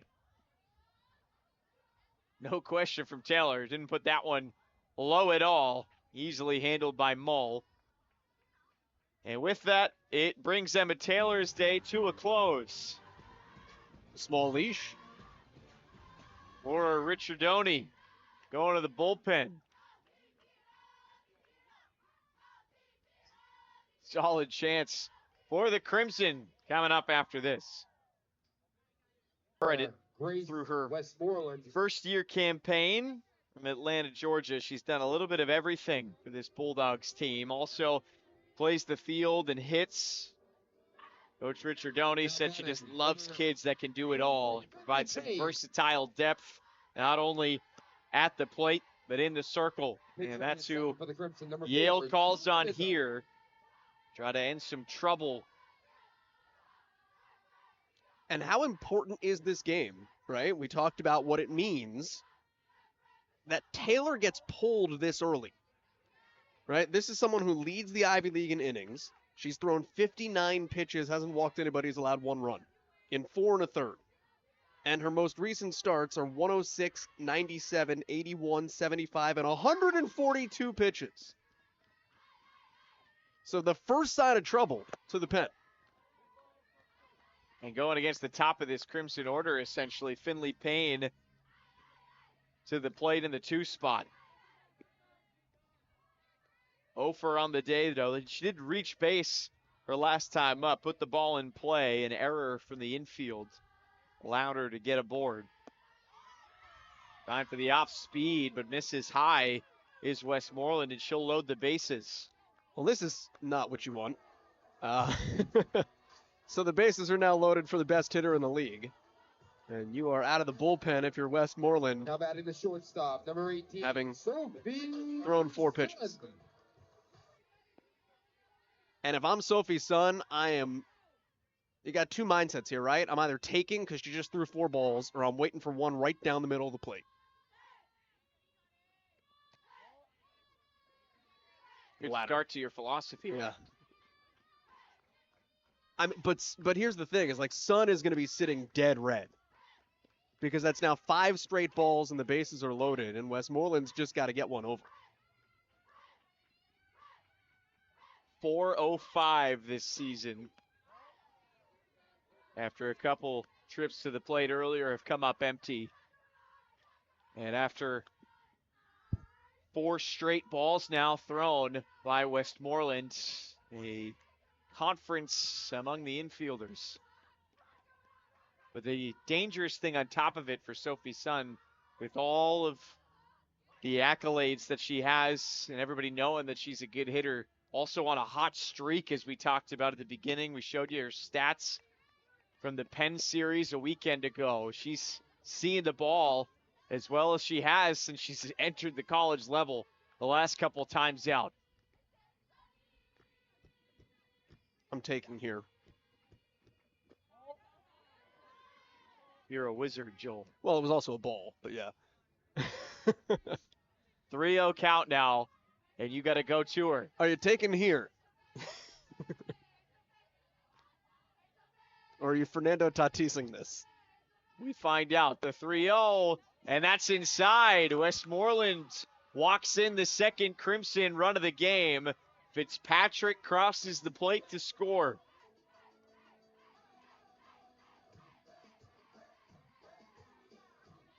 Back-to-back walks. Down in the third baseman, number 30. Priyanka Kaul. And it brings up the cleanup hitter in Priyanka Kaul. 0 for 2, grounded out to first, flew out to right. Watches a first pitch strike, and that's got to feel good for Westmoreland. I think I still take this. I like make her throw another. And then have the confidence in yourself if you're Kaul, you're a 360 hitter, to be able to bat 0-2. Goes that call, comes up swinging over towards third. They get the play at home. Once again, Woodridge handles it over there. And a huge play made by the third baseman. The only reason I say that is because now you're doing her a favor, right? Like, she threw you a pitch you can handle, and the bases are loaded. But you ground into that, and now it's a 2-out situation when you've got a pitcher that clearly is not comfortable right now.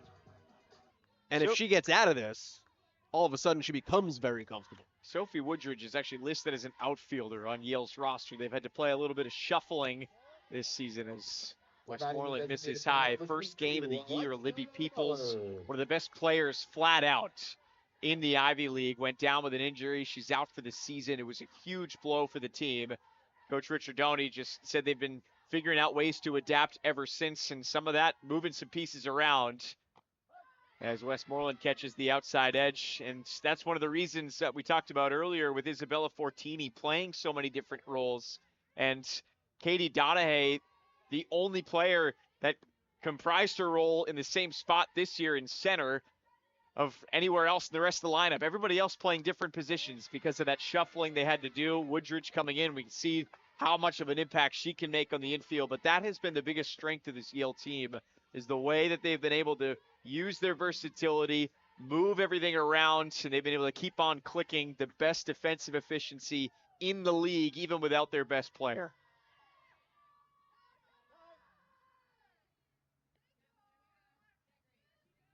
Time called by Muller before that pitch from Westmoreland. I'm still not swinging unless it's great. Watches it on the outside. And now I'm definitely not. And it's not like a beta approach to say I'm going up there looking not to hit, right? Like, she's just struggling to throw strikes. So don't help her out yet until she forces you to. 3-1 to Muller. Right down the middle. Good pitch. All right, now let's go play softball. Runners will be moving. What could be a breaking point in today's game. Yale's kept the Crimson offense at bay. And we'll reset for another one after that one sent foul.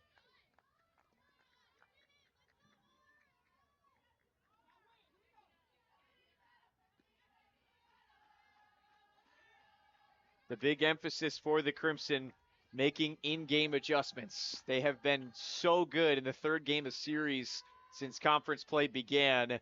But Jenny Rowan says we've been late to it in the first two, making those in-games different ticks, trying to change things up. Can't wait till the series finale to do that.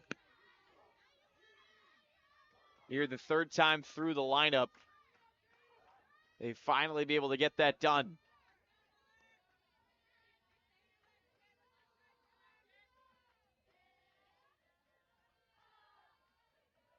Another 3-2. And another foul. All are making Westmoreland work for this.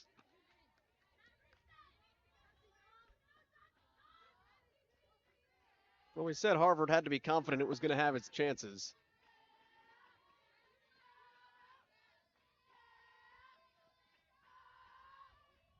'18th pitch from Westmoreland.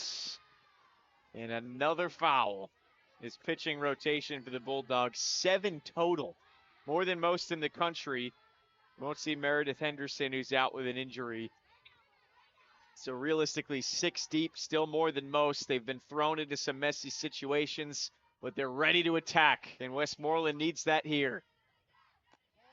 But misses high. Another walked-in run. The Crimson get 2 of those this inning. And all of a sudden, the gap down to 2. That also closes the line on Taylor. Number 26. At least for the moment, and we're going to get Taylor coming back in the circle there.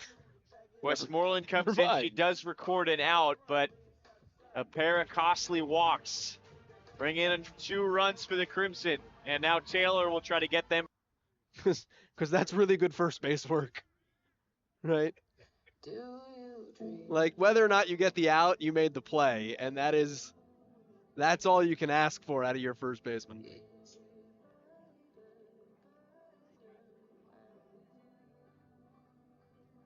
So a fun fact for you today, our crew outside of me and Joel consists of just 2 other people. Our producer, director, replay op, graphics op, you name it, it'll go on, Jamie. And then our lone camera op, Catherine, out fighting the elements, giving us looks at everything out there. Catherine Dorsey, both of them doing a terrific job. Catherine Jaworski, excuse me. But an unbelievable job on the freeze frame right there. And as long as the officials and the umpires have that same look, this should be a pretty expedited review.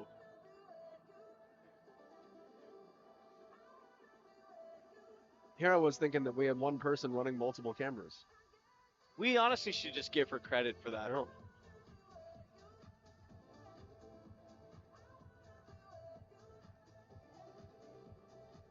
But as we've seen throughout a number of other college sports this spring with reviews, the umpires and officials, depending on what sport it is, don't actually have the same looks as we do on the broadcasts.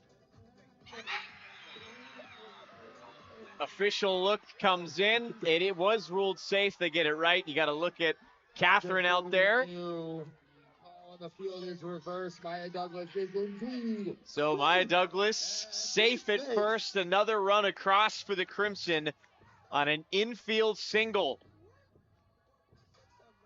And a pinch runner will be brought in for Douglas. Try to add to this with the bases still loaded. She'll return too. So just keep in the back of your mind, that's the first time she's come out. It's Julia Mizo checking in down at first. Mizo, another one of those engineers that we were talking about earlier that had to go through the engineering labs. Engineered herself an opportunity to run the bases here in the 5th. Salazar Stewart. I will be here all week. At least all afternoon, right? Yeah, the base is still loaded in a really big spot for Quinn Salazar Stewart, who already has an RBI today on a double out to center. Found the gap. That was against Taylor. Starts down to the count, 0-1. Going right at her. I mean, how hard is Taylor's job right now? Because there's no way she came out of the game thinking she was going to come back in. It's not the first time in her career it's happened. It will not be the last, but it's just not where your head is at. And then you come back in, you don't get warm-ups. It is a really tough spot as a pitcher with the bases loaded to come back into. They think highly of 2 and blue, though. She's their starter, their table setter. Salazar Stewart fighting off a good at bat here.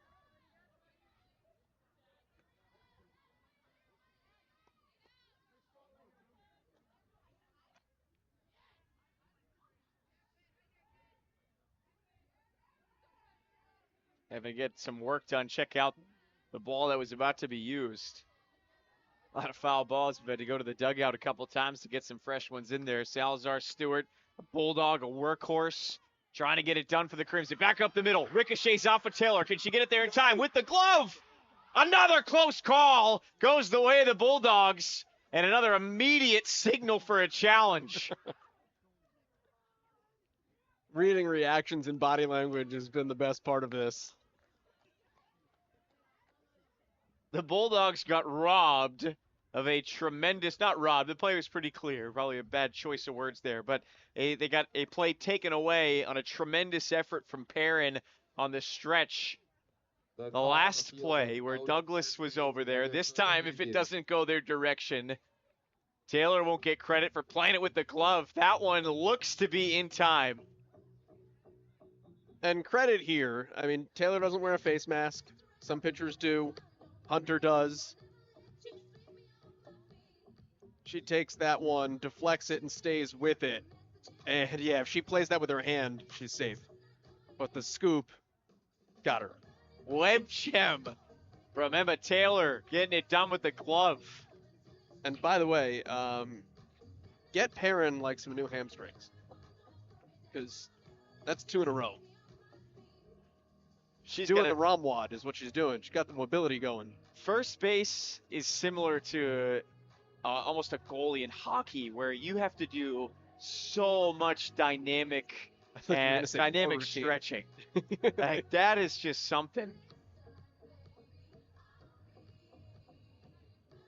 It's like the ending of a tumbling pass. I tore my hamstring a couple years back doing a lot less than that. So crazy. I don't think I've ever done as much as that. Yeah. But again, we've talked about it all game long. The defense for the Bulldogs, the top in the Ivy League, with over 130 more chances the next closest team. Signal officially comes out. We already knew the call past a reasonable doubt. They officially give it to them today, still trailing by 1 as we enter the 6th.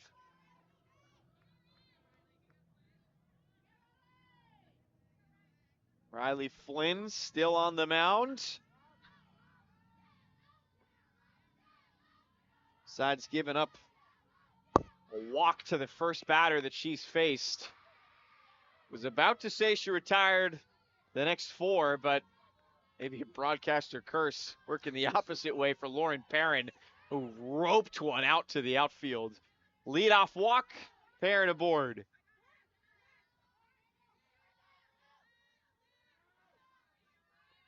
Leadoff single, excuse me. Good piece of hitting there.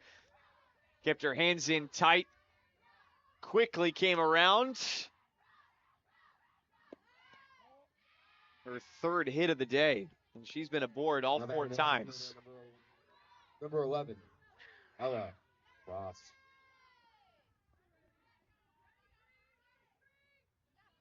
Ella across the middle of this lineup for the Bulldogs. Reached on a single her first time up. This one out to left, though, and Selassie under there to grab it. First out of the inning. Cross came up ready to swing.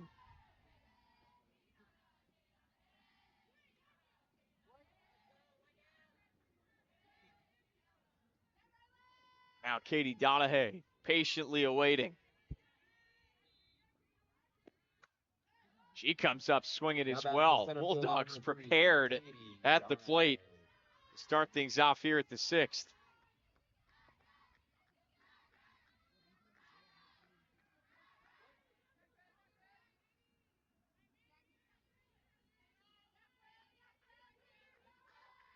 Oh, 1 count for Flynn. Missed her spot, but it tailed off near the inside.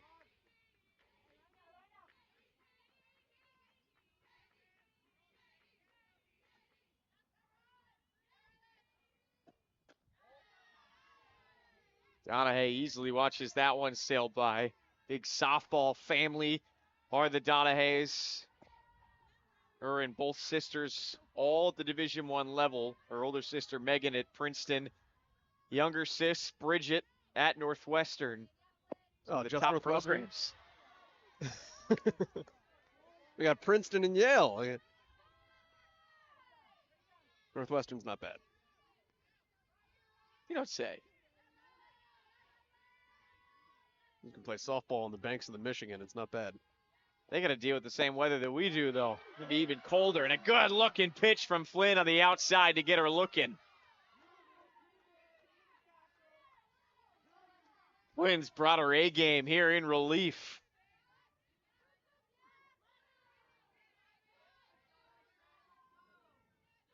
Now batting the second baseman, number 9. Framed up nicely by Salazar Stewart. Second out of the inning.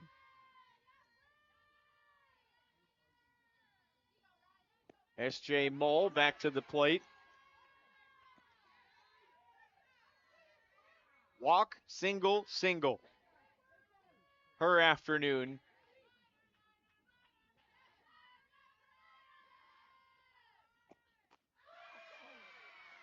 Caught her with the off speed. Went for the slap. Was expecting it with the heat. And Flynn caught her at the last minute. 0-2 to start. Working quick, trying to find that same spot. Missed it outside. That's a good pitch, though. Trying to extend the zone. You can do that 0-2. See what she comes back with now. Looking for the same location. That's the beauty of being up 0-2, though. Don't want to do it too much, though. A little bit more of a sure bet here. At least throw something that starts as a strike. Like that. Got her swinging, it fouled off.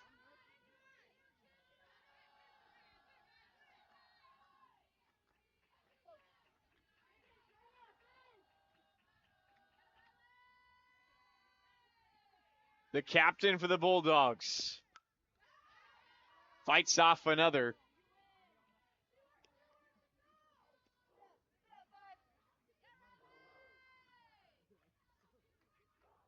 Bulldogs operate a little bit different in the captain category than most other programs. Just a lone leader.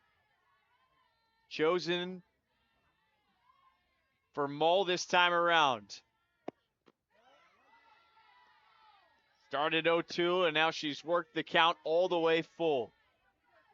Coach Ricciardoni said Mull embodies everything it means to wear the Y and be a Yale softball player.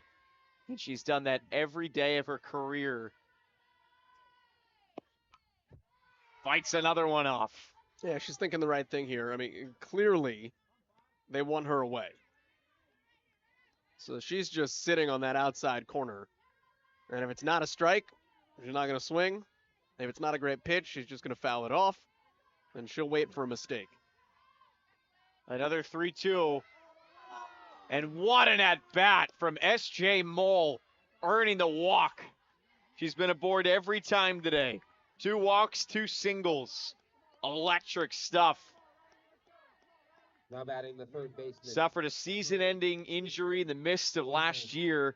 Bit of a breakout season as a junior. Came back ready to continue her veteran presence. And she's been stellar. Now first and second with 2 outs for the Bulldogs.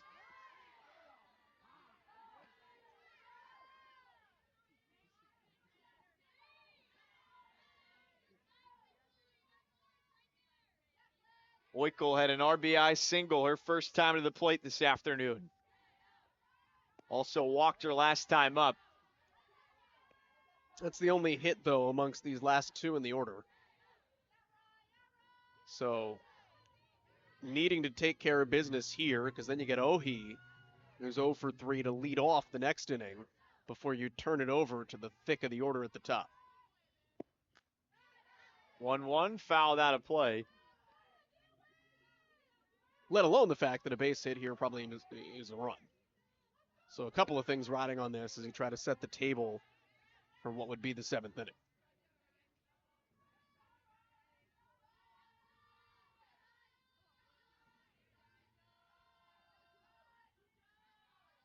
Bulldogs dug out trying to will their teammate in Oikel.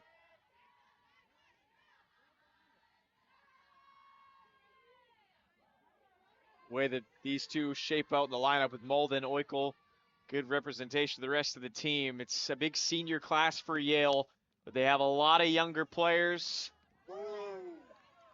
Try to lean on them, but Oikel just can't quite get it out of the infield. The way that it has all shaken out, the way that they have executed this way, she told us she didn't know if they'd be able to get to this level or what to expect, really. The way that everybody has stepped up to do that has been unbelievable. Nothing short of that. So good on the defensive side of things. One error today, but it was a throw that was just a little bit off. It wasn't anything crazy to write home about. And you saw the way that a couple of plays went last inning, namely with Taylor making a glove scoop for the throw to get out of the inning, and they just make these plays like it's nothing. Had to redo that pitch because the music was still playing. Side note, I have a poodle named Rocket. His best friend is a bulldog. I can attest they play fetch. But, I mean, yeah, Woodridge, if she's not at third, this is a Harvard lead. Big swing from Fitzpatrick, fouls it out of play. Because Fitzpatrick at least singles at the end of the second, which would have scored Salazar Stewart. That was the line drive that Woodridge caught. And then she made another play with a runner on to end the fourth. And that's not the only nice play that she's made over there. Another one, almost a mirror image of that same liner that she had to dive to catch. She made a great scoop on a one-hop hot shot on the corner. And it's not just her. Around the whole field, making some running grabs as well this afternoon. 2 of the runs that Harvard was able to score came on walks. A third was an infield single.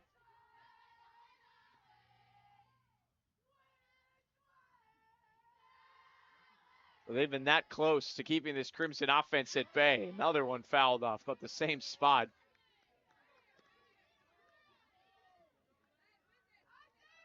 Saw a veteran at bat from S.J. Mull in the top half of the inning, and now Savannah Fitzpatrick with a similar deal. Still down in the count, though. Launches one high. The first team All-Ivy League selection from a year ago.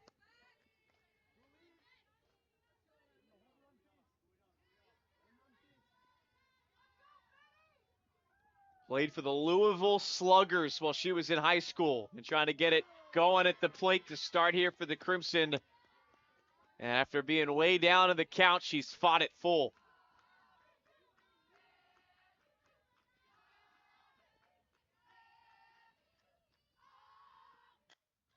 Taylor delivers, swung on, drive, that's tracking back at the wall. Oh, it's out of the glove of Donahue. Couldn't make the grab. Fitzpatrick heading towards third, trying to get all the way around. Slides in inside the Parker.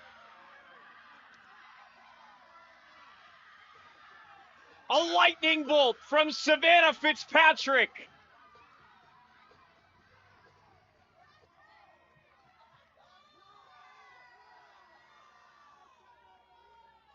We just talked about how sure-handed Yale has been defensively and how it's been such a key for them all season. that's such a difficult play because you're trying to track where the wall is once you make it onto that warning track turf. And it's just a different colored turf. It's not necessarily a different feel to your feet, the same way it would be if you're going back onto gravel. And the irony, I think, is that Donahue actually prevented a home run. The wall pretty short out in center. Either way, we're never going to know because it went in and out of the glove, but could have prevented it. But because it ricocheted off the glove and prevented a quick throw in, the speed of Fitzpatrick allowed her to get all the way around anyway. It's officially a triple. I don't know how.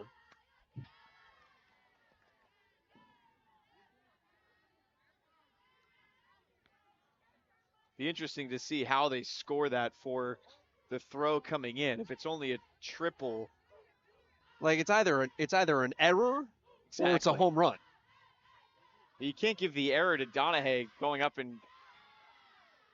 Well, like she either catches it or she doesn't catch it. Yeah, great comeback from Taylor though to get the strikeout. So if she catches it, it's an out, or she scores. If she doesn't catch it, it's an error, and she scores. Weinsheimer took a couple big cuts during that at bat. Taylor got the better of her, but now she's back to the top of the lineup against the Crimson with one down.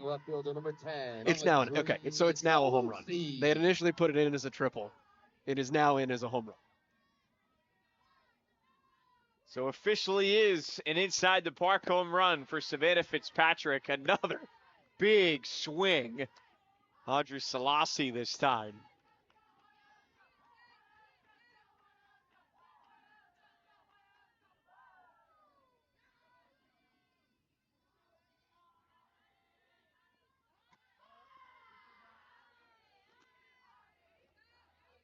So active in the batter's box.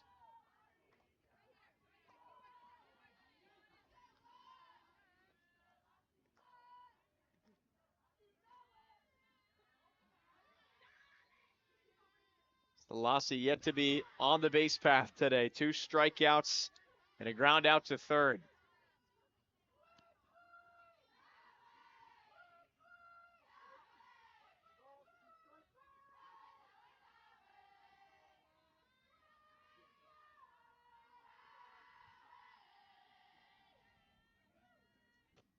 Another big swing. Can't catch up. Taylor's got 2 in a row. What a comeback after the Crimson tied it up.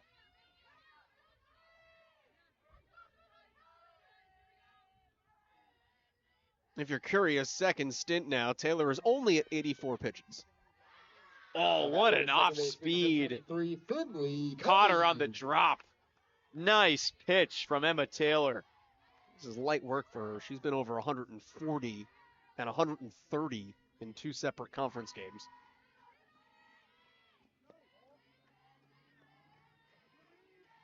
Finley Payne walked her last time up, came around to score. Helping out Harvard to tie this up after trailing 5-1.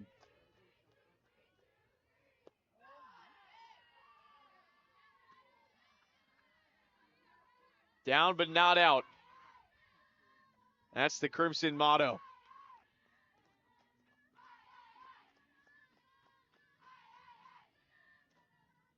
2-1 to Payne. Back up the middle. Can't get the glove down.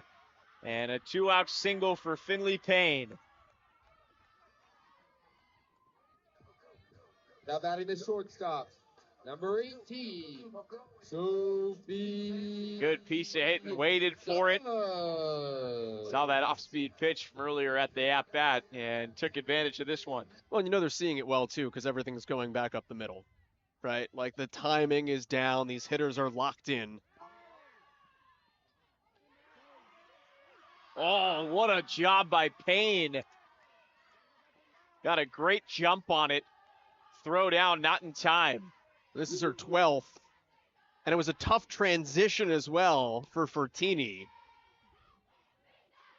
And now you've got the best hitter in the league up with the go-ahead run in scoring position. Goes right back up the middle again. This time, Taylor handles And she's out of the trouble. But not before the Crimson can tie it, though. Savannah Fitzpatrick goes kind of yard. All 4 bases inside the park. Ties it for the Crimson. Can't. Payne gets there. Throw in time. 1 down to start it here in the 7th.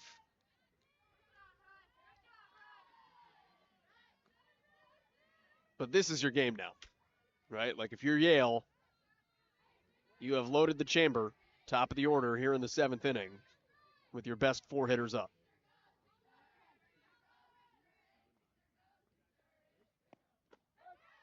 Gandolfo watches the first pitch strike Now batting the right fielder, come number down. 6, Showed bunt, pulled it back, didn't matter.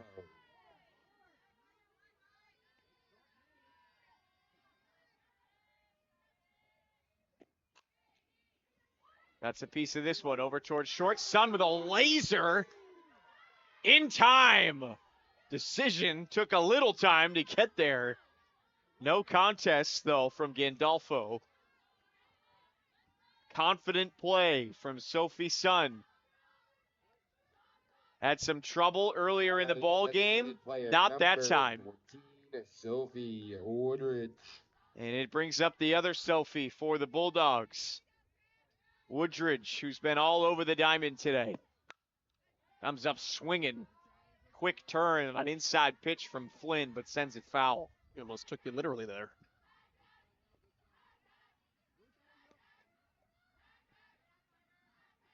One thing she hasn't done is hit.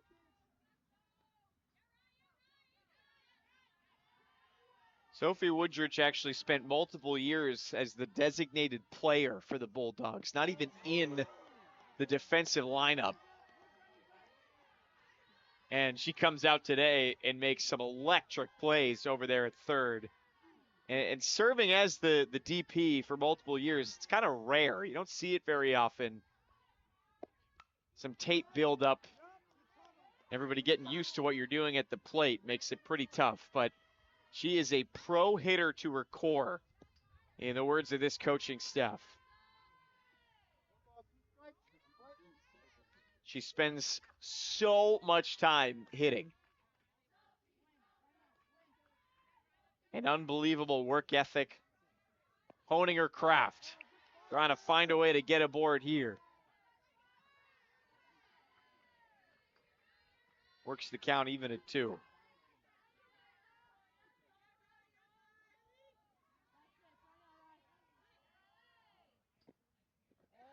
Another off speed from Flynn into the dirt.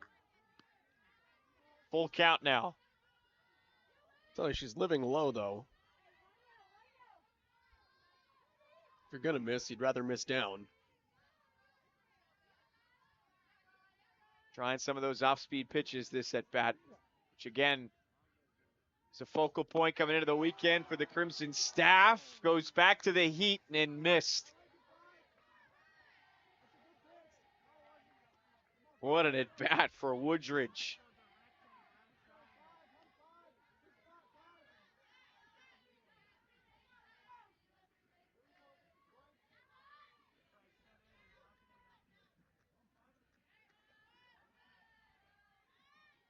Now Isabella Fortini, who's been the party starter. Isabella Fortini.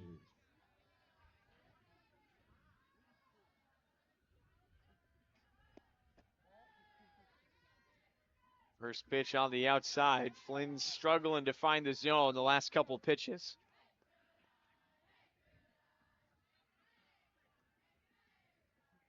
And a conference coming from the Harvard dugout will be the result of that.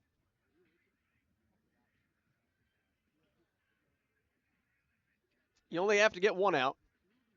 I wouldn't even worry about Woodridge. She doesn't exist. Your eyes are on Fortini here. And then as you go to the bottom of the 7th inning, you have 4, 5, and 6 due up. I'm pretty sure is how every elementary school kid who plays in the backyard draws it up. Well, Fortini went 0 in that game against Fairfield on Wednesday, but the final series finale against Columbia, She went 4 for 4 with an RBI. What do you think the percentage is of first pitch strikes after mound visits? Got to imagine it's pretty high, right? Misses outside on the off speed. That almost looked intentional.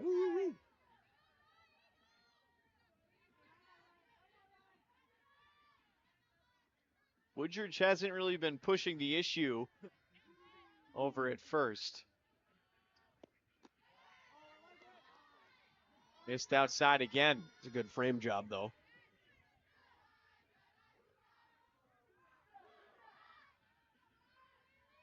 Appreciate a young catcher trying to pick one up for her pitcher. 3-1 from Flynn. 2 outs, runner on first. Missed again. 2 straight walks, and the Bulldogs are in business. Everything away. Away, away, away. I think all 8 balls to Woodridge and Fortini were off the plate away. Now, if that's a locational thing, the good news is she's coming in on the hands of Perrin. So she's got a righty up at the plate now. Best hitter in the Yale lineup to the plate with a runner in scoring position.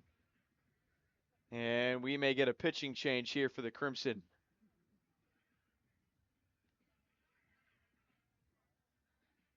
Riley Flynn entered in the 4th, surrendered a walk. It's been a trio of pitchers all season long for the Harvard Crimson that have been the top of the league.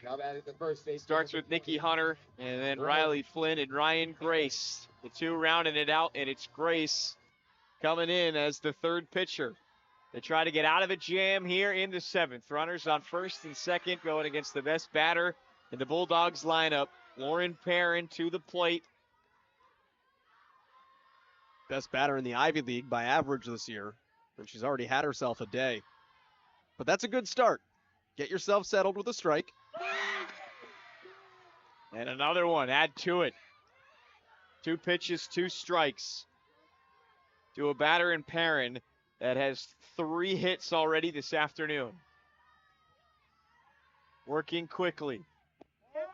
Looking for that outside edge, and a huge sigh from the crowd. They wanted it. Went for the off speed. I'll throw it again. Just make it a strike. The junior captain catches a check swing, gets the strikeout, and the Crimson are out of trouble. To relief they go, and Ryan Grace answers the bell. We're going to the bottom of the 7th in a tie game.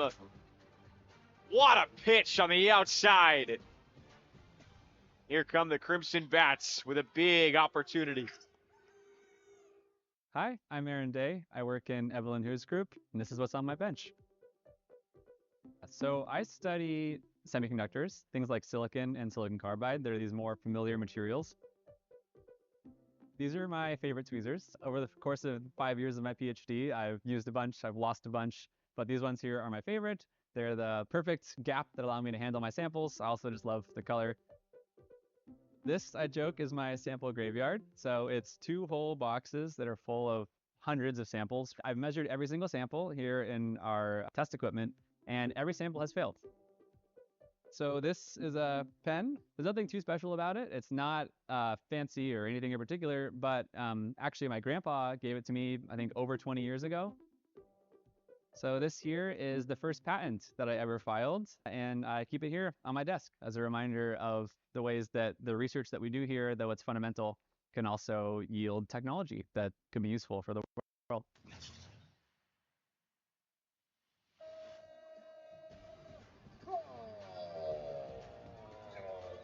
Welcome back to Cambridge. Bottom of the 7th. Just out in Joel Gaudette along with you. Final warm-up pitch in for Emma Taylor. About to take on the heart of the order for the Crimson. 4, 5, 6 on the way. Square at 5.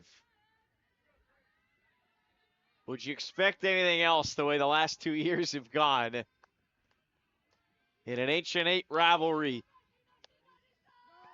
Priyanka Call up first for the Harvard Crimson. Harvard has 8 hits, Jess. 7 of them are in the bottom of the order. They've been huge today. None bigger than Savannah Fitzpatrick. Was that caught it short? No. Throw still in time, though. Great recovery from Ohi to retire Call for the first out.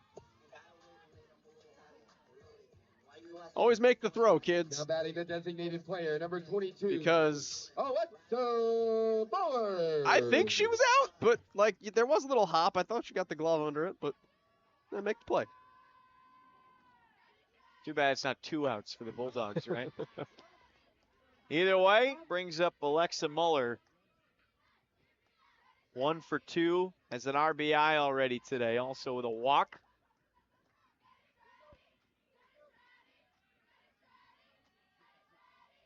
Also, always run it out, right? When you think you hit a line drive and you're out, maybe not. Pitch in the dirt from Taylor to even it at 1.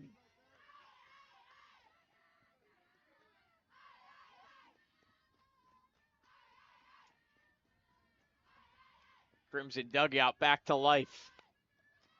Swing from Muller fouled off. They had lost their mojo a little bit in the middle innings.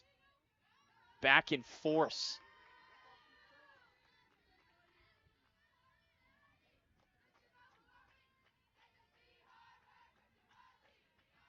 One-two count from Taylor, fouled off again. Or is it? Oh, close call down the left field line.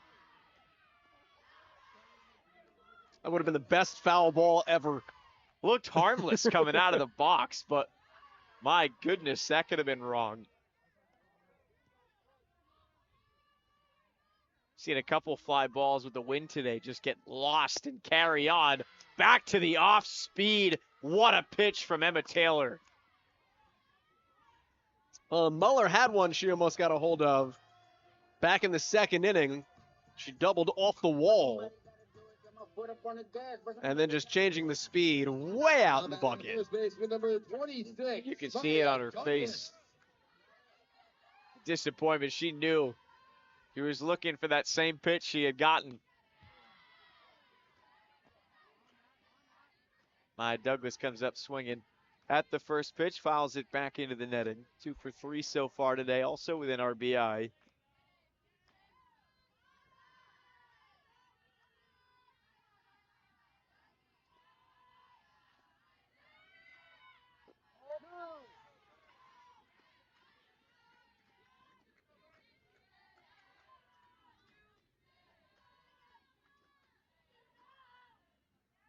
I know it's still the bottom of the 7th. I'm going to do it. Yale has not played extras this year, and Harvard is 1-0. I saw that swing coming from Maya Douglas and thought this cannot be.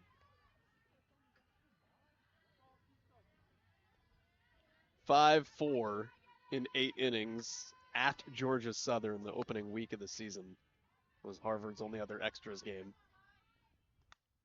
Douglas comes up swinging. That one goes around down the right field line. And 2 long foul balls from the Crimson in this inning where you could hear the collective held breath around Soldiers Field.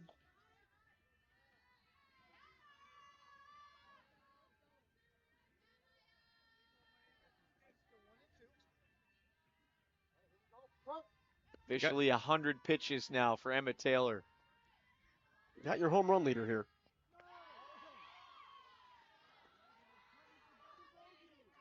How good would that have to be for you to swing at it? You have to catch quite the bounce, right?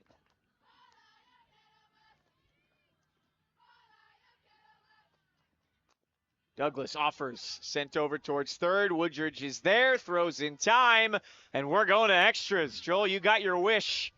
Tied at 5. Thanks to a big second half push from the Crimson. Retired thanks to Savannah Fitzpatrick out in center. Now batting. And the Crimson roll on. Center fielder number 3, Katie Donahue. The really interesting part about this, sunset in the Cambridge area set for 7:22, and not to jinx it, but 2 weeks ago during the Columbia series, as Grace finds the strike on the first pitch of the at-bat with Donahue, got actually ended early in game 2 on the first day of the series against Columbia, and we actually had to press the pause button and then resume it on a different day. So if this game keeps going, it could potentially get into that territory again, because for any Yale fans watching, no lights here at Soldiers Field, so you can't keep playing through the darkness. There's some cars over on the berm in left field. They've been there the whole game, and you were saying earlier that's why they showed up. That's on hey, we never know, right? But that is the tough part. That is the tough part about this, because Columbia was the ones actually asking for the game to be delayed. Talking with Jenny Roan earlier this week, she said that Harvard wanted to keep playing that game and just finish it out.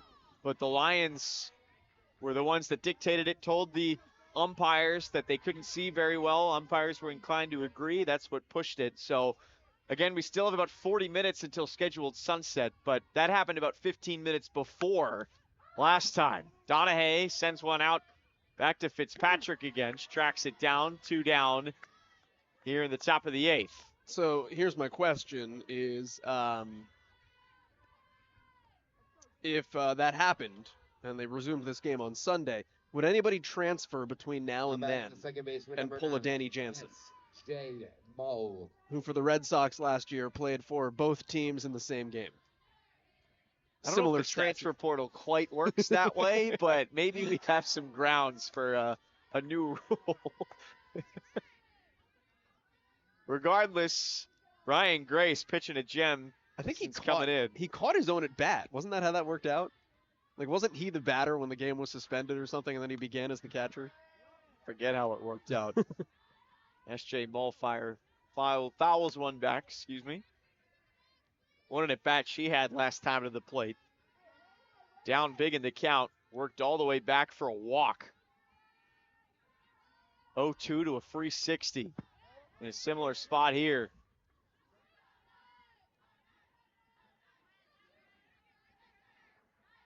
Walk-up song. Yeah, don't hurt the Bulldogs. No more. Emma Taylor's definitely hoping so. Another great performance from her. That's a very Savannah Bananas walkout if Salazar Stewart would walk to the plate doing the Night at the Roxbury headbang.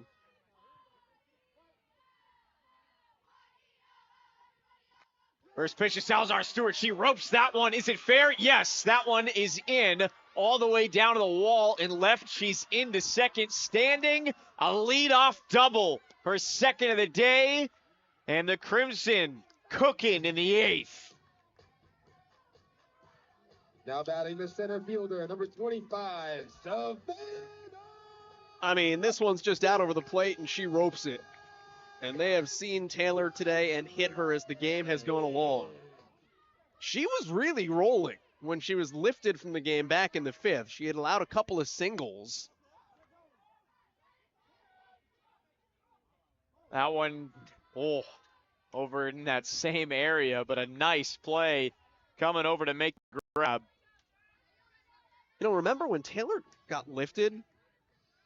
It was after a pair of singles with a 5-1 lead. And then it was walk, fielder's choice, walk. And she returned to the game. And since then, she's now given up 3 hits, including 2 extra bases and a homer. So 1 down with a runner on second. First pitch swinging the first 2 at bats. Atlanta Weinsheimer had a single her last time up.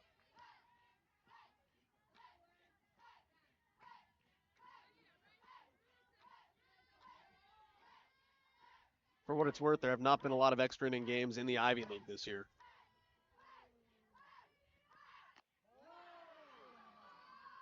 The longest is 10 innings. Dartmouth and Princeton.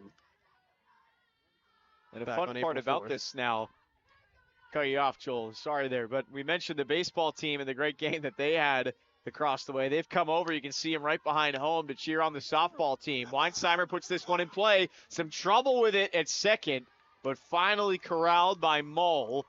Second out, but Salazar Stewart over to third. Now batting the left fielder, number 10. And the top of the order with Audrey Selassie coming up to the plate.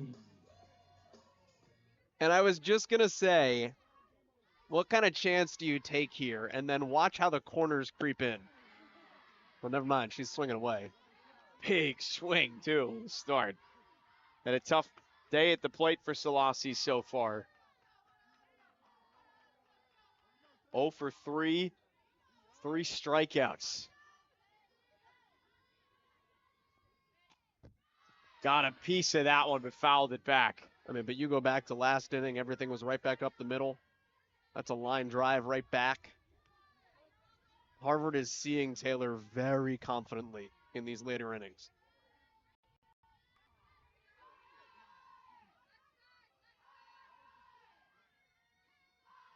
The 0-2 from Taylor, another foul backwards.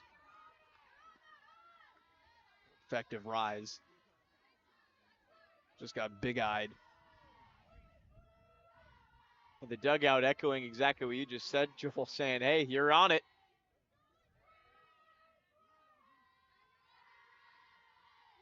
The fans to their feet. Thomas up, swinging the off speed from Taylor. Gets out of the jam. Back up against the wall.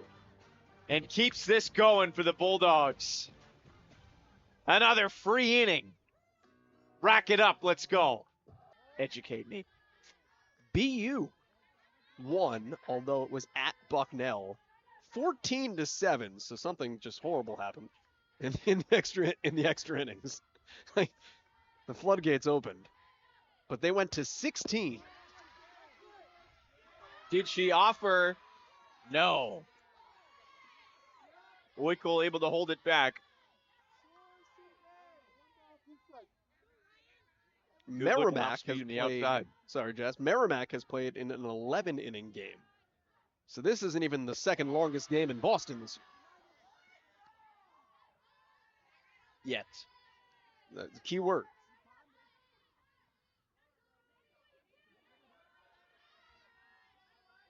Oikle 1 for 2. Has an RBI already. Catches the outside, does Grace. She is rolling.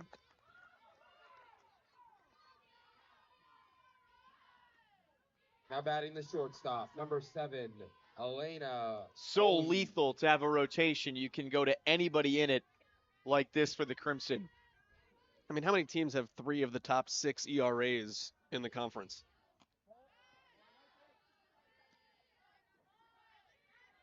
That point you mentioned earlier, Joel, it's a little bit different than in baseball when you start getting up there at pitch count. You can just kind of keep on rolling in the circle, but it still does take a little bit away from the velocity the higher up you go. And those fresh arms coming in so much confidence in any of them really helps you out. I mean, Emma Taylor coming back in, and you said it, Crimson really starting to see her a little bit better now at 120 pitches. Take 100 off of that, that's where Ryan Grace is. Some of these hitters still seeing her for the first time.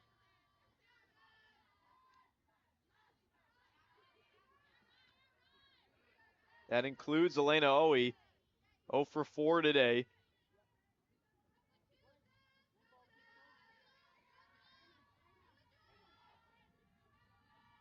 The 1-2 from Grace gets her with the off speed. 2 straight putouts.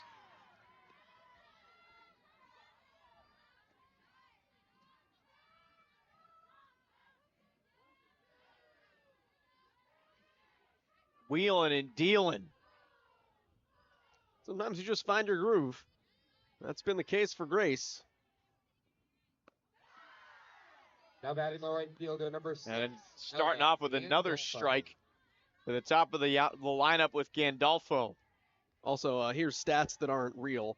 No Eastern Massachusetts-based team, and that will expand to Rhode Island, has lost an extra innings game that has played multiple extra innings in Division I this year. That's a lot of stipulations in there. Yeah, so any Boston-based school or Rhode Island, Holy Cross and UConn ruined it. Otherwise, I would have just said, like, this area of New England. 0-2 from Grace. Did she catch the outside? No, crowd wanted it. Checking on the offering. Gandolfo held up. Ever since Ryan Grace was voted a junior captain by the rest of the team, it was a huge confidence boost coming into her junior season. Trying to get out of the inning here. Oh, ricochets off her head. All right, so two things. Number one, that's why you wear the face mask. And number two, hell of a play by Sun. Because she keeps that on the infield and holds it to a single. Right off the mask. She was all smiles as the umpires and coaching staff came out to check on her. So, good to see for Ryan Grace, but just a tough break on a grounder right back the middle. Gandolfo now aboard. And Sophie Woodridge looking to keep this 2-out rally going.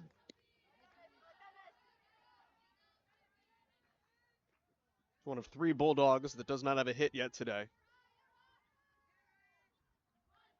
Been aboard twice, though. Hit by a pitch and walked.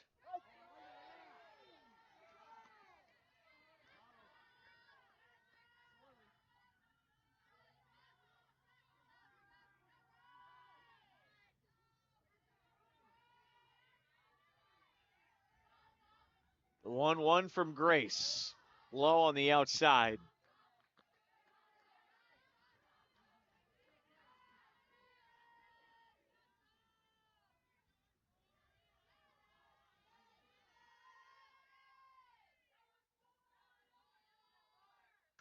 Looking for it again. Fouled off down the right field line. And out of play. Coming on in relief has been the story of Ryan Grace's season. Coach Roan thought maybe once Ivy League play started it'd be a little bit different. Trading starts with Nikki Hunter, but she's kept on in that stopper role and been fantastic today since she's entered. That infield single just on a tough break more than anything else, right off the mask. The first base runner that she's allowed.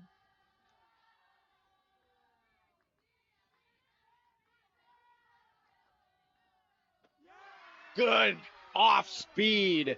Changes it up, gets the drop right down Main Street. And they're out of it in the top of the ninth. Another chance for the Crimson. Last as long as it'll go. Again, sunset in Cambridge, set for 7:22. Currently 6:58. Starting to get into that danger zone. Finley Payne, long foul ball down the left field line. First extra inning game since 2017, when they also went 9 innings. Harvard won here 5-4. This is the third extra inning game between these two teams in the last 15 years. Big cut from Payne. Better pitch from Taylor. Spicing it up at pitch 115.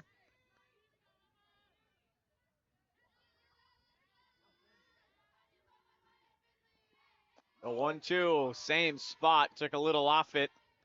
No offering. 1 for 3 with a walk is Finley Payne so far this afternoon. Now Knight. Pitch in the dirt to work it full.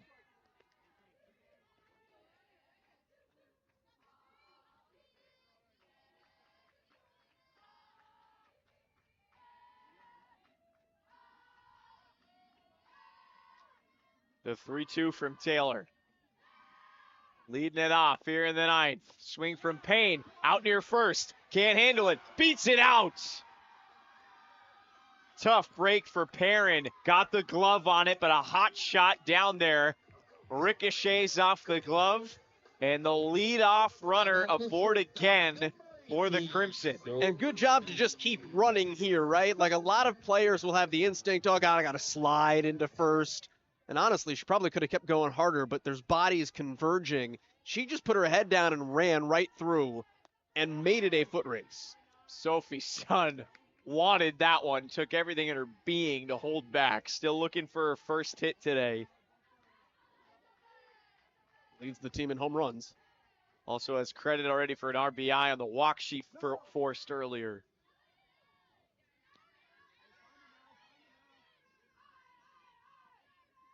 Part of that big rally in the 5th inning. 3 runs on the board that cut it to a 1-run game. The good news if you're Yale, regardless of the outcome here, is that Taylor is now at 118 for pitches, but because of the weather, tomorrow's off. So she could actually just come back, throw game 2. Loads up, misses just low. During that sweep a season ago, and a walk surrendered to Sun. During that sweep a season ago, Taylor actually wasn't supposed to start in game 2, but after starting game 1 and going over 100 pitches, an injury to a different pitcher forced her back into the lineup, and she was as good as new. So, to your credit and your point, Joel, it doesn't really matter. They have so much confidence in her, no matter what she goes through. They'll put her out there regardless of the circumstances, and we saw how it worked out. Swept the Crimson, but in some trouble here in the 9th. First and second, no outs for the Crimson. And Priyanka Kaul, the cleanup hitter, to the plate. 0 for 4 today. Watches one sail right down the middle. Math is Harvard's favorite here, though. You only need 1. You got 2 on. You're in the heart of the order. Crimson have to feel real good. Joe's bunt gets it down. Oh, but ricochets foul. See, like, I mean, yeah, like, I get the play the short game, like, try to put the runner in scoring position. But there's no one out. Runner in scoring position, you get your best hitters up. Let them swing. Have to do that here, down 0-2. Call does, another one fouled back.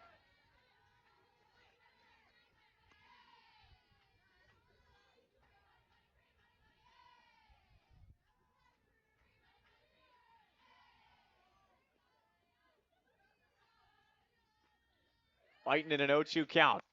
Comes up swinging. That one is through. At second, here comes the winning run, and it's across. Priyanka Kaul walks it off for Harvard in the 9th. The